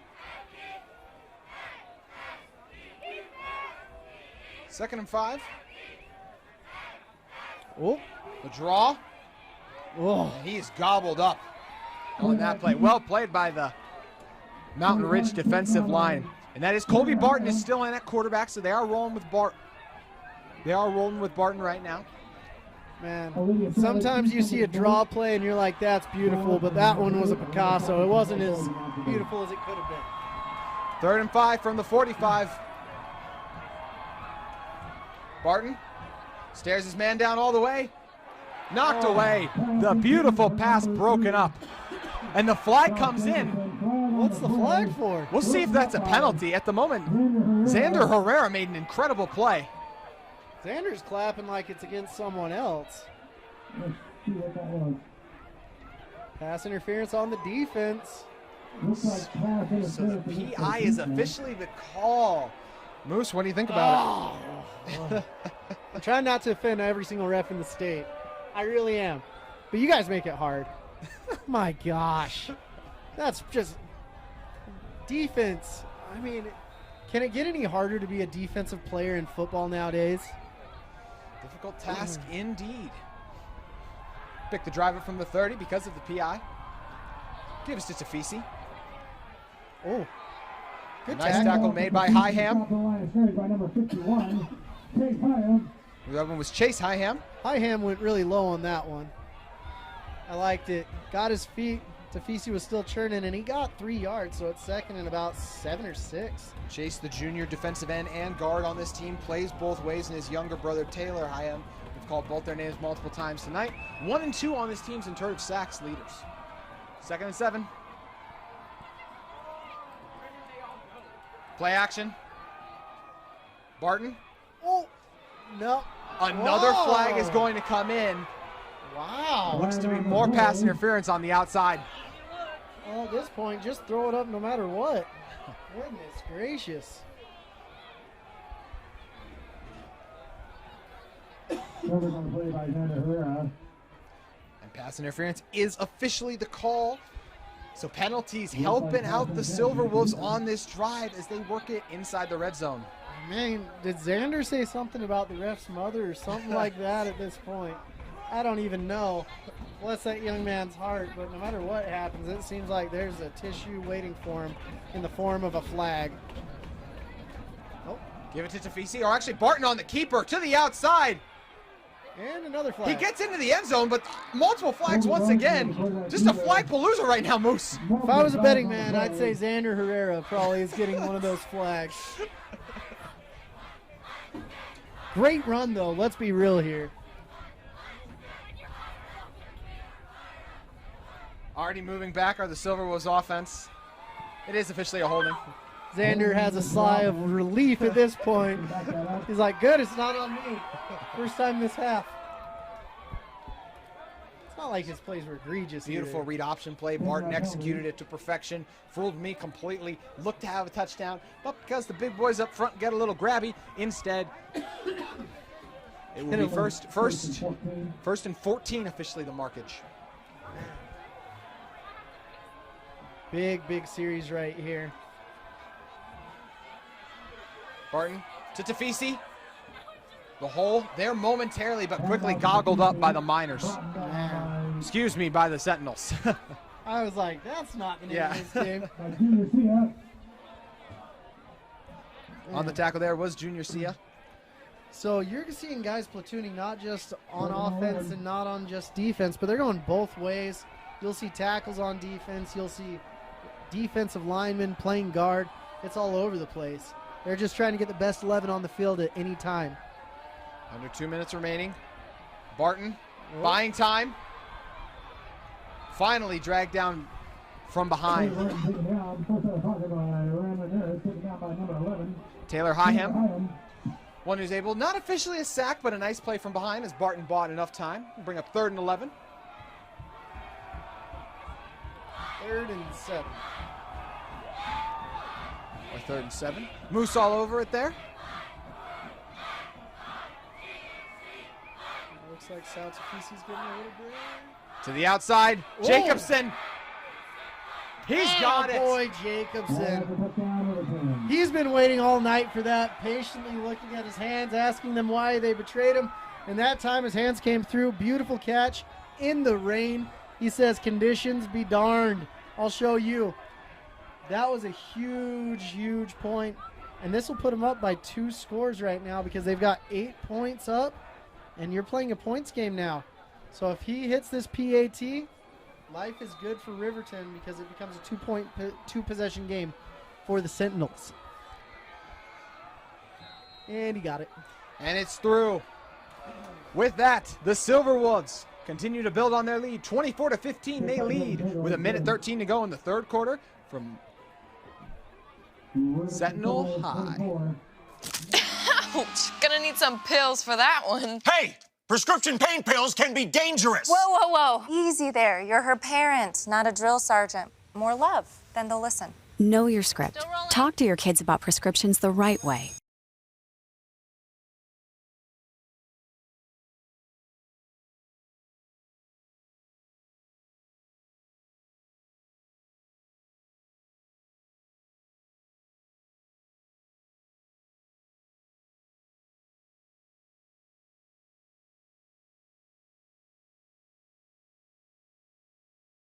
Come back on it.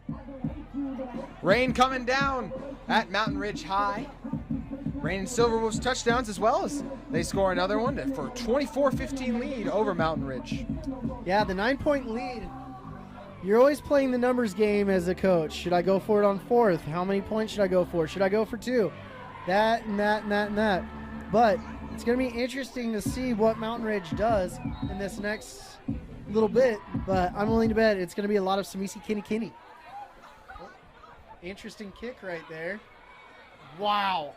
And he's going to pick it up, skirting down the sideline, and he is dragged down eventually, but a nice return to the outside.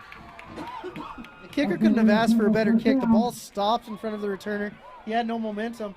He must have been thinking, where the heck are my coverage? Because they had to be getting down there. That means Mountain Ridge was doing a great job blocking for their returner and had an opportunity for a touchdown. Chase Leotal, the return man.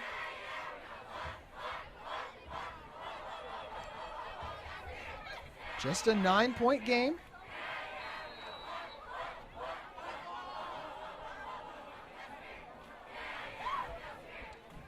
.108 remaining in our third quarter. Give it to Kenny. Oh, on a keeper to the outside is Helm. Helm gets the first down. Helm's not sliding at all. He's running. Aiden Helm in the pouring rain with the tough carry. I think Samisi Kinney at that point was just grateful to get a break for one play. Huge series for the Sentinel right here. Helm keeps it again to the outside. Read option playing big dividends here. He crosses the 40, changing direction, trying to get out of bounds. He is swallowed up eventually, but another nice run by Helm. Ruben Atafe is one of the best open field tacklers I've seen. That was an incredible run by Helm. But it's been interesting seeing Ruben Atafe going and wrapping up Helm multiple times this game in the open field. Very, very impressive. He's still a little flustered about that touchdown that was scored on him right through his hands. Keeping it again to the outside. If it ain't broke, don't fix it. That time only a gain of about 4. Now Helm has to be careful with his health. He's had injuries in the past. We've got to make sure he's healthy, but he's a heck of a player.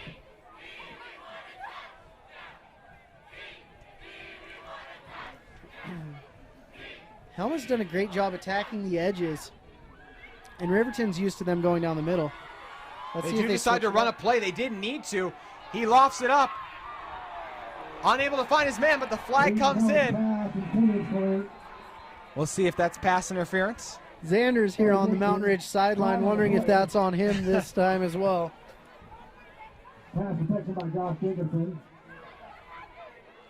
And it is pass interference. So with 4 seconds left in the third quarter, another nice chunk of yardage coming the way of the Sentinels. They didn't need to run a play there, but they're sure glad that they did.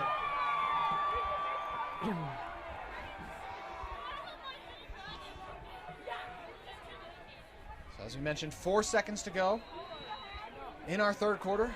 Ball spotted at the 15. Helm keeps it again. Silverwolves ready for it. They're like, fool me once, you'll get us. Fool me twice, 3 times, whatever. 4th time you won't get us, though. And that's how it's been this series, just attacking the edges with Helm. Helm getting going to the edges on the option plays, trying to get his team back in it. They trail 15-24 right now on KSL Game Night Live Rewind. Fourth quarter coming up momentarily. Ouch, gonna need some pills for that one. Hey, prescription pain pills can be dangerous. Whoa, whoa, whoa. Easy there. You're her parent, not a drill sergeant. More love, then they'll listen. Know your script. Talk to your kids about prescriptions the right way. Fourth quarter about to get underway from Mountain Ridge High. The rain is coming down, but we're having a good time, aren't we, Moose? We're having a great time. I'm loving the music, loving the environment. And I love that this stadium is very close to my house because it is a cold night. My goodness. Speak for yourself, partner.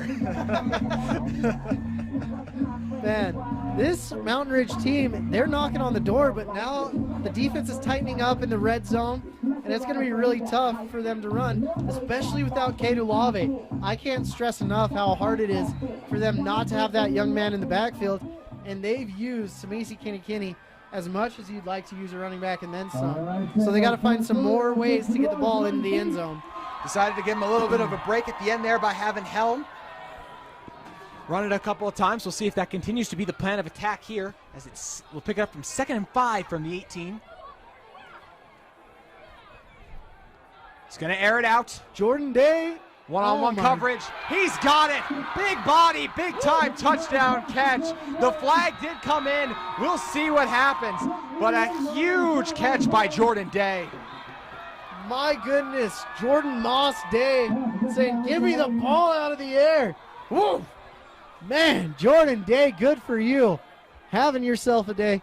And that's why colleges like him. He's that great possession receiver. He's a legitimate 6'4", and he's getting her done. He may be in high school, but that's a grown man touchdown catch. Oh, let's see what the refs are talking about. It is pass interference. Of course, the penalty will be taking it on the kickoff. That's on the kickoff. All right. Now let's see if we can actually get a PAT in. Oh. High snap. Gonna have to do something with it. He's dragged down. The special teams will continue, Moose. Oh my gosh. I mean, after what an incredible week the kicker had last week in Brody Lagat. Brody Lagat hit a 54 of 50 to win the game against West Jordan, who was undefeated coming to Mountain Ridge. And this week, he can't get a kickoff to save his life. So it's still a 3-point game. Those PATs are starting to add up and quick. It is interesting. It is interesting how many we've seen. It's been interesting special teams games. The first half was marred by penalties on punt coverage. Now we see some breakdowns and field goals and PATs as well right there. It's just been interesting, Moose. Yeah, and you're seeing the score 21-24, and you're like, oh, that's a normal score. But there's been like tons of blocked kicks. There's been safeties. There's been all sorts of things going all over the place to get us to this score now. It has been an interesting game for sure, a fun one. We appreciate all of you who have tuned with us on KSL Game Night Live Rewind. 11:55 remaining with us in our ball game. So let's see if there's some trickery, some shenanigans going on here. No, he's just kicking it through the posts. Oh. So when you're kicking off from your opponent's 40, you really want to pin them at that point and really take advantage of that. Lagat really wants that kick back. Lagat, the lefty leg. What a great last name for a lefty kicker. If he was a righty, I'd be like, you got to change your last name to Raga. Instead, it works out perfectly for a broadcaster like you who knows how to take advantage of it. Absolutely. So we got South Tafisi out here, and Mountain Ridge is loading the box. My goodness. Indeed, they are. They don't give it to Tafisi. Barton He's dragged down, loss of a yard. We have not seen Myers these last few possessions. Last few series, unclear if he is dealing with anything. As I discussed, there was a plan. It seemed to be that this was a possibility to get Barton some series throughout the game, but Myers was playing really well. Yeah, he was playing extremely well, but they brought the big boys in, and now it looks like they're spreading them out again, opening up running lanes for Sal Tafisi. Look for him to get the ball. On 2nd and 11, they give his to Tafisi, shifting his way through the defense, tackled down from behind. Able to nearly get to the first down. Flag does come in. When you got linemen shrugging, you know that's going back. Taylor Hyham making a nice play from behind there, coming back through. But it will not matter because of the hold. We'll back it up. Man.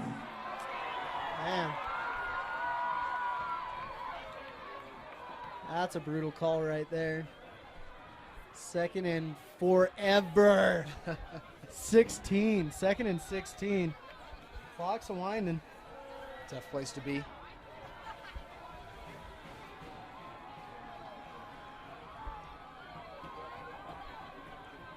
It looks like the rain's letting up a little bit now. Thank you for whoever finally knocked on wood. Barton.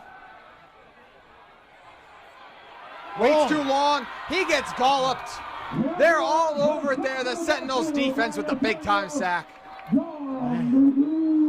Riverton is for sure going the wrong way now, but they do have the wind with them. And so if they can give their quarterback time, he's not throwing into the wind, and he can get some nice air under that ball. You said it was 2nd forever last time. Now this offense faces 3rd and 22. Oh, the double deuces. Good luck with that. Let's see what they're going to do. We can anticipate a screen or a long throw. Instead, they give it to Sal. Play it safe. And he's dragged down. Mountain Ridge with a strong defensive performance on that series. Yeah. Big punt coming up here because if you give this Mountain Ridge team an inch, they're going to take it a mile. They've got a lot of players, a lot of playmakers. Jordan Day, Samisi Kinney, Aiden Helm, and they're all looking to make a play and get this game out of reach and away from the Silver Wolves. Punt is away. Herrera. Oh, great punt. Yeah, fantastic punt indeed. What a bounce. That's going to hold up on the 24. Moose, how officially is that a... It's like a 60-yard punt. They punted it from the 10 to the opposite 25. I'm no math genius. My wife is the smart one in our household. So I'm going to call it about 60 yards. In these conditions as well, pinned in your own end zone. Well, the Big time punt. If you're going against the wind, it's the devil. But if you're going with it and you can get a nice roll, it's an angel right there. Indeed it is. Jordan Day's sitting there saying, hey, I'm 6'4", throw me the ball. This guy looks like he's about 5'10" across from me. Worked out pretty well last time they aired it out to him. They're going to throw the flag 90% of the time anyways. Helm does air it out. Day waits on it. He's got it. Another grown man catch for Day. Day doesn't even jump. He just lets the ball get to him. He's like, no one's getting to it anyways. Man, Day, the intimidating 6'4", 175, showing off the impressive frame there. Snatching that one out of the sky. Jordan Day is establishing himself as one of the top possession receivers in the state. With a lot of great receivers in this state, he's putting himself in a position to be a top 10 guy. Because of that possession ability you highlighted there. Kinney, the carry. Gain of maybe a yard. Silver Wolves were all over it. The person that's happy the rain's slowing down the most is Aiden Helm. He's like, now I can actually see where I'm throwing it to, and I can see that big behemoth down at the bottom of the numbers sitting there, Jordan Day. There's quarterback receiver trust, and then there's what Helm has with Day, where it's like, I'm just going to loft it up there, and I know you got me. I don't even know if I trust you. But I know if I throw the ball up, you're going to get it. Helm, going to do the same thing. Nope. A poor decision this time, but a flag does come in. There was a lot of grabbing going on the outside. I think it's going to be a pass interference here, Moose, on Lincoln Whiting. It better be. Let's see. That flag was pretty late as well. But I don't know if it was going for a catchable towards Jordan Day or if it was some of the other receivers for an uncatchable ball. So let's see what the conference is about this weekend. Yep.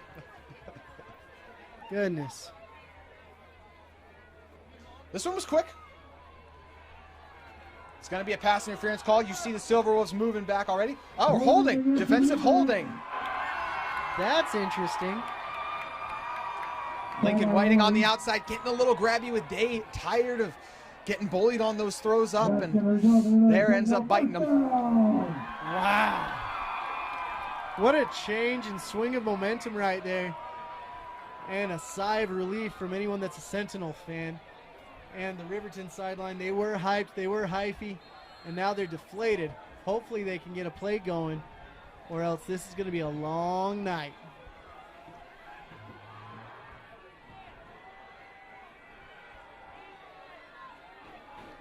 First and 10 from the 36.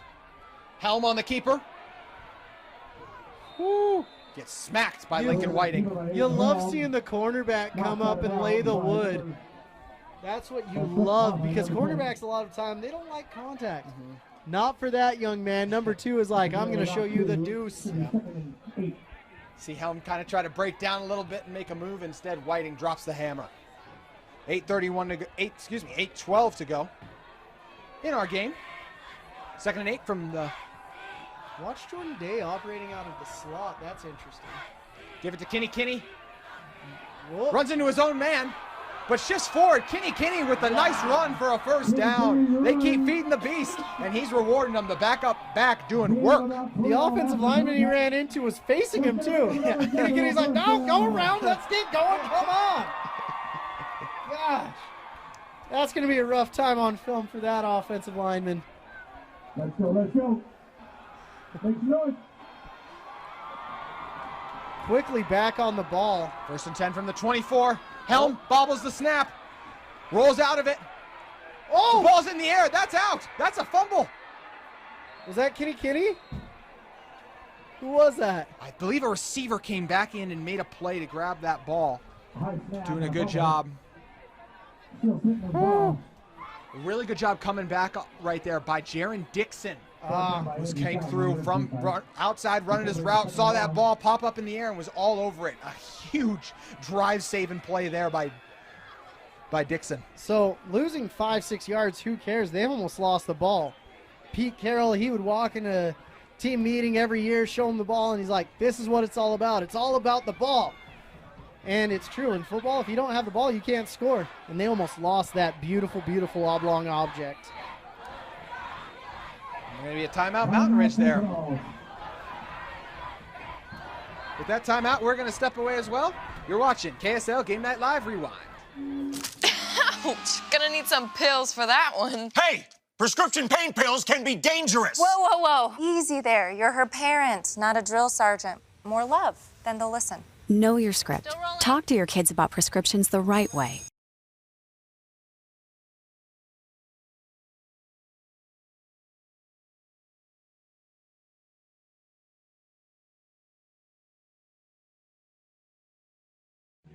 Welcome back inside to Mountain Ridge High. We have a great one for you here with 6:57 remaining in our 4th quarter. It is 24-21. The Silverwolves lead the Sentinels.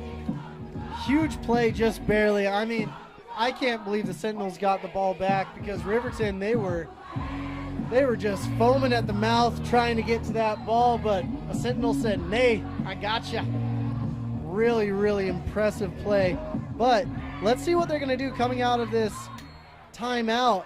They've got Jordan Day there. That's their great possession receiver, operating out of the slot again, looking for a mismatch. And it should be going to him, but they've got Samisi Kinney, who's surprisingly been active, talking to the line about coverages and stuff like that as well. Another flag comes in. We had a battle of twos on the outside between Dixon. They were rewarding Dixon for going on the previous one and grabbing that. This is a false start, so back it up again. So we're going to have 2nd and 21 for this Mountain Ridge offense. But it was 1st and forever, and they threw it up to Jordan Day. They can do that anytime, day or night. Well played, Moose. Thank you. Doesn't happen very often, but when it does, I get excited. Trips to the bottom of the screen now. Let's see what tomfoolery they got going on for Mountain Ridge. Helm waits, time, Steps over. Flags. Pass falls incomplete. Got to imagine it's a hold. And We flag see there, another flag come in there. That could be pass interference. So I believe we're going to have offsetting penalties. Replay the down. which is so unfortunate for Riverton after all that work. And then some kid comes out with his head on fire and decides to just take the receiver out. What are you thinking, buddy? Get your head in the game. Tough We've break got several there. lost items that have been picked up. They're going to be down to the snap bar. We've got car keys. Holding on the offense. The first call, as we assumed. And it is pass interference, a second on the defense. So it will be offsetting officially. Yep. Replay second down. And it's just a selfish play right there. It's hard to watch.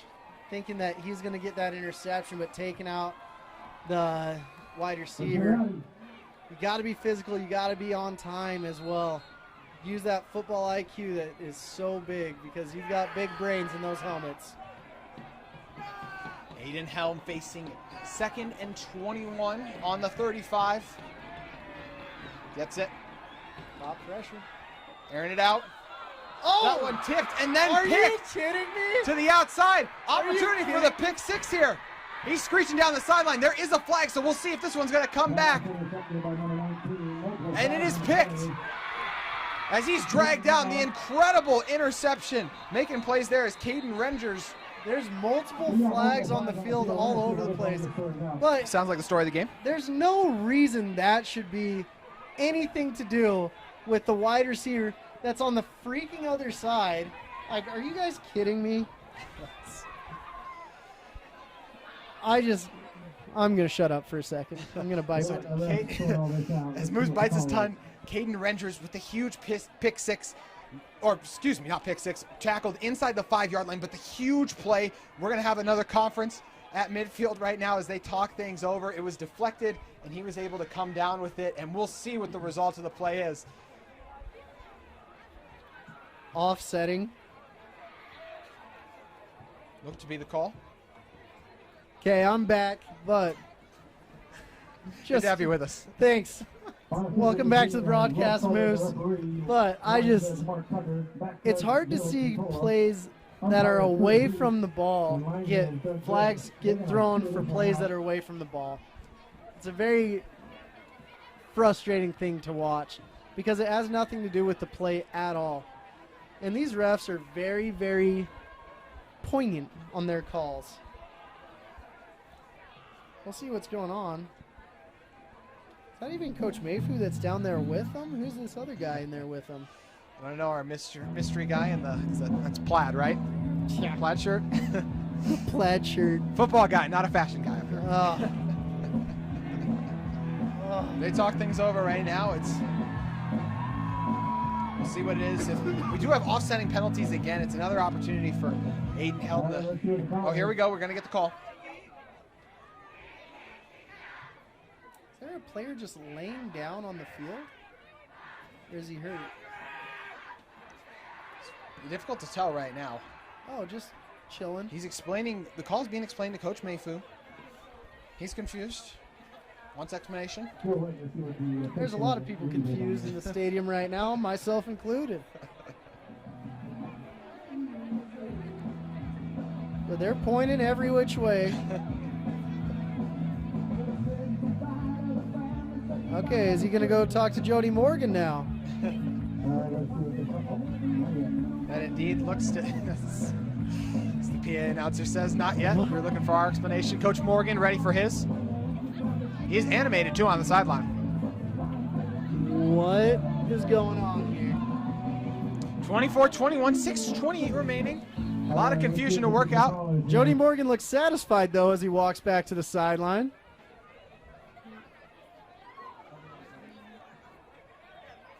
Are you serious? So it looks to be it's going to be just going to be third down. Repeat second down. Or repeat second, thank you. Trying to read fingers from far distance. I've been trying to read fingers my whole life, but I usually only get one. Repeating second down, offsetting penalty looks like. Offsetting penalties. Repeat Okay. second down. After all that, just After all that. offsetting. Here we go. Heck of an Second down, interception, goal. game-changing play both ways. When I spoke to Mountain Ridge Athletic Director Sam Rogers earlier in the week, he mentioned the leadership of Aiden Helm is a huge part of this team. He's going to have to step up here, facing that intimidating 2nd and 21. Well, now Riverton has had an opportunity to catch their breath and then some, and there's no momentum either way. Oh, my goodness. Pressure comes through. Helm steps up. Wow. Gain of about 3 on the scramble. Big-time pressure by E.C. Falatau there. Yeah, number 68 getting in there. E.C. was like, here we come, or 69. Sorry about that. E.C. with the nice play. Man, he is a big boy. He is, and it is not a massive Silverwolves defensive line, but EC more than makes up for it up the middle, holding down at that intimidating. And he's not like sloppy looking either. He actually looks pretty good for a man of that size. 3rd and 18, Helm throws it. Whiting with exceptional coverage to the outside. Where's the flag? Anyone see it? Don't jinx us, Moose. I can see the refs reaching into their pockets. All right. And as the field goal unit comes out, this is going to be a long one, Moose. They're really confident in their kicker. He's kicking 50 yards all over the place, but he takes a little bit of a different approach, and he might be taking a little bit too much time, especially against this Riverton offense. But if he nails this, that changes the whole entire. Oh, that is such a hold. And it falls no good. That was the biggest hold I've ever seen in my entire life from the left wing. My goodness gracious. They're going to decline it, of course, because that was just a little bit wide. Yep. But man, that should have been a blocked kick because that hold was the most egregious thing I've seen all night long. I would have thrown the flag on that one. He tackled the gunner on the far side, on the field side, and that was brutal. Oh, man. Brody Laga going for the deep kick. He had the leg, too. Mm-hmm. And he was just he was conscientious of everything that's going on.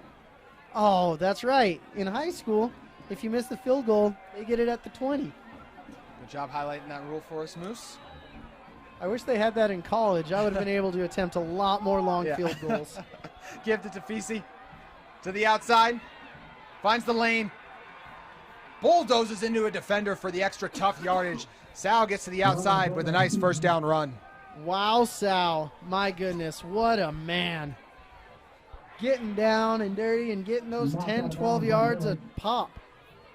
No one really wants to be going against Sal Tafisi this late in the game. It's just like, I'm already taking enough hits from you, enough hits from everyone.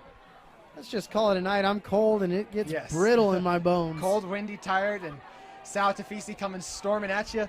Not ideal right now. No. 1st and 10 from the 33.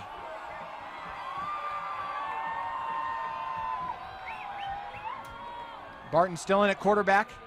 Sal. Gain of maybe a yard. Riverton's going to take as much time off the clock as they possibly can, because there's only about 5 minutes left, ladies and gentlemen, so the clock is becoming Riverton's friend at this point and Mountain Ridge's enemy. But they've still got a lot of faith in their kicker.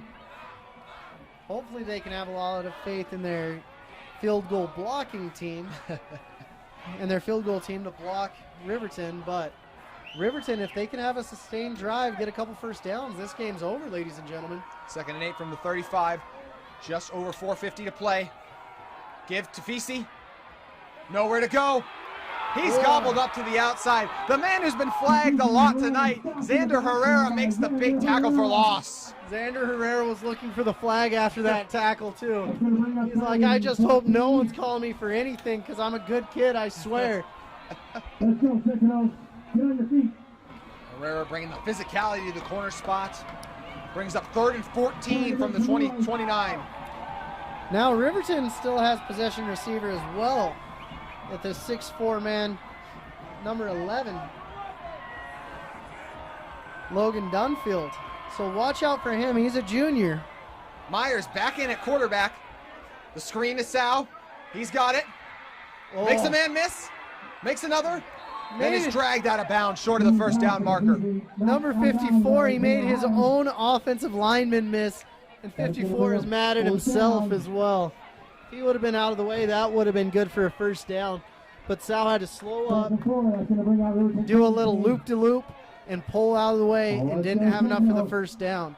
Herrera made the big tackle for loss. He's now going to get a chance to return this punt. Takes a bounce. Oh! He does decide to grab it, and he gets gobbled up there. A nice hit on the outside by Logan Dunfield. Honestly, catching that ball was the right decision because Logan Dunfield would have been able to down it another 10, 15 yards down there. So, great choice catching the ball, but sad choice in the morning when you wake up with that bruise and turf porn. A dangerous play, but the right one, as you highlighted there, Moose. 3:51 to go. Helm and the offense coming back on the field. This is a program that went winless in their first year, have turned things around these past 2 years, trying to get the huge victory tonight coming from behind. It's going to come via an 82-yard drive if they're able to make the distance. To the outside. All these defensive backs are licking their chops trying to get the pick. They need to just play the ball really quick, use that long arm, and get it away from the receivers. Gain of 3 on the short pass. Clock continues to run. Vernon on the tackle. 2 timeouts left for both teams. Just a nice little side fact for you, ladies and gentlemen. Helm rolls to the right, waits for it. Can't connect with his man. So the wind is absolutely dead right now. As long as someone knocks on wood, there will be no more rain. Anyone out there. And so, big play right here. I like that they have Haig at safety right now. He's been doing a great job all night. And it's fun to watch all of these kids. It's an athletic little bunch for Riverton and a storming bunch. Empty backfield for Helm. Oh! Oh, that pass was batted. A big-time play made. My gosh. It is so fun watching E.C. Falateu. He's only a junior, too. But E.C., he almost had the pick. He got the ball batted down, had it in his hands, and he wishes he had that one back. But, my goodness gracious, what a great hit. A near incredible play made there by Falatau. But still an exceptional one with the batted pass. Oh. On a huge third down, forcing this Mountain Ridge to punt it away. Grab it. There you go.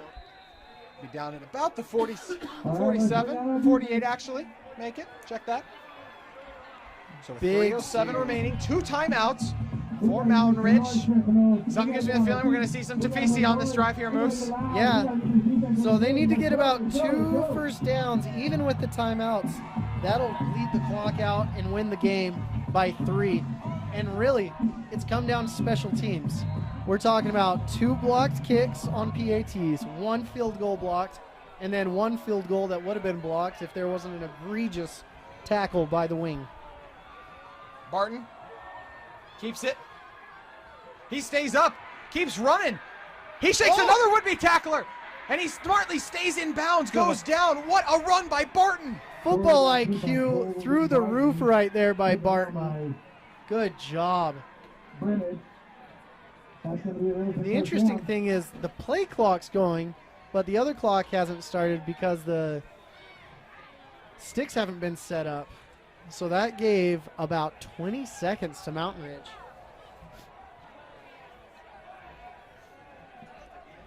Clock continues to run. 2:40 remaining in our game now. Barton does give to Tafisi this time. Oh, ball's the out. Ball came out. The ball was popped out. We're waiting for a signal. Looks like Mountain Ridge has it, but there's always a fight Mountain there at Ridge the bottom of the pile. Knocked it loose from the sure-handed Sal. And we await as they pull the big men off the pile right now.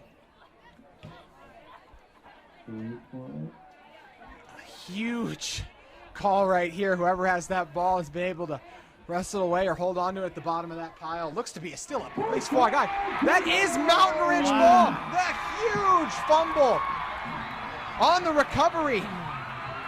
Making the big-time play for his team is William Adamson. Or check that, Bryce Larson. Wow, Moose. That's a huge play and breathes life because the game was over. Man. Good for Mountain Ridge, keeping this exciting to the final seconds. Don't you guys dare touch that dial because it's great football right now. As usual, Chase Hyham, the guard, the first one out there. The rest of the offense marches on to join him. 2:30 remaining. 2-minute drill going to have to be in effect here. It's going to start from the 27-yard line. They need at least a field goal to force overtime. And they can play up tempo. Helm steps up. Too much time. He gets dropped. 42-12. The big time sack there. Ethan Vernon coming through. Man. That's a huge play. Mountain Ridge had all the momentum going in there, and the clock is winding down. Helm waits on it, throws it up, falls incomplete. Oh the flag does come in. Are you kidding? Refs felt like he got there a little early. Moose, you think otherwise? I let the boys play, but whatever. They're talking it over. They're trying to extend the game as long as possible. Pass interference, indeed the call. Wow. I can give it to him. I wouldn't have called that, but Bang, bang play goes against the Silver Wolves and extends the drive. Basically jump starts it for the Mountain Ridge Sentinels. well, after that sack, they were in dire straits, but anytime anyone's throwing the ball up, it's like PI City out here. Helm Oh, with time today. He's got it, tracking the ball like the expert receiver he is. oh, is he hurt? Might have gotten the wind knocked out of him. His teammates pulled him back up, said, "We need you right now, young man." What a huge swing of events. Going from a sack to a PI and then just throwing it up today. Truly was thrown up too. It looked like for a second Lincoln Whiting was going to have a chance for the pick. Instead, Day snuffed the daylight out on that one. To the outside, unable to complete the catch process is Colin Sublett. It's almost fortuitous that he didn't complete that catch because he would have gone down inbounds. A minute 44, and because that on the first run of the Silver Wolves possession, Barton ran for the first down. They decided not to use their timeouts, either of their two timeouts. The Sentinels did, so they still have two timeouts, a minute 44, basically an eternity. Helm, 5 wide now. Helm alone in the backfield. Gets it out to Day right away. Are they giving him the catch? Jordan Day with another incredible catch along the sideline. I did not think he hauled that one in. Clock's winding though. Clock is indeed winding. 3rd and 5. Helm rolls out to the left. He just throws it in the air. He ends up throwing it away. A huge 4th and 5 coming up. Great choice throwing it away because it would have been 4th and 12 right Yes, there. if he gets dropped.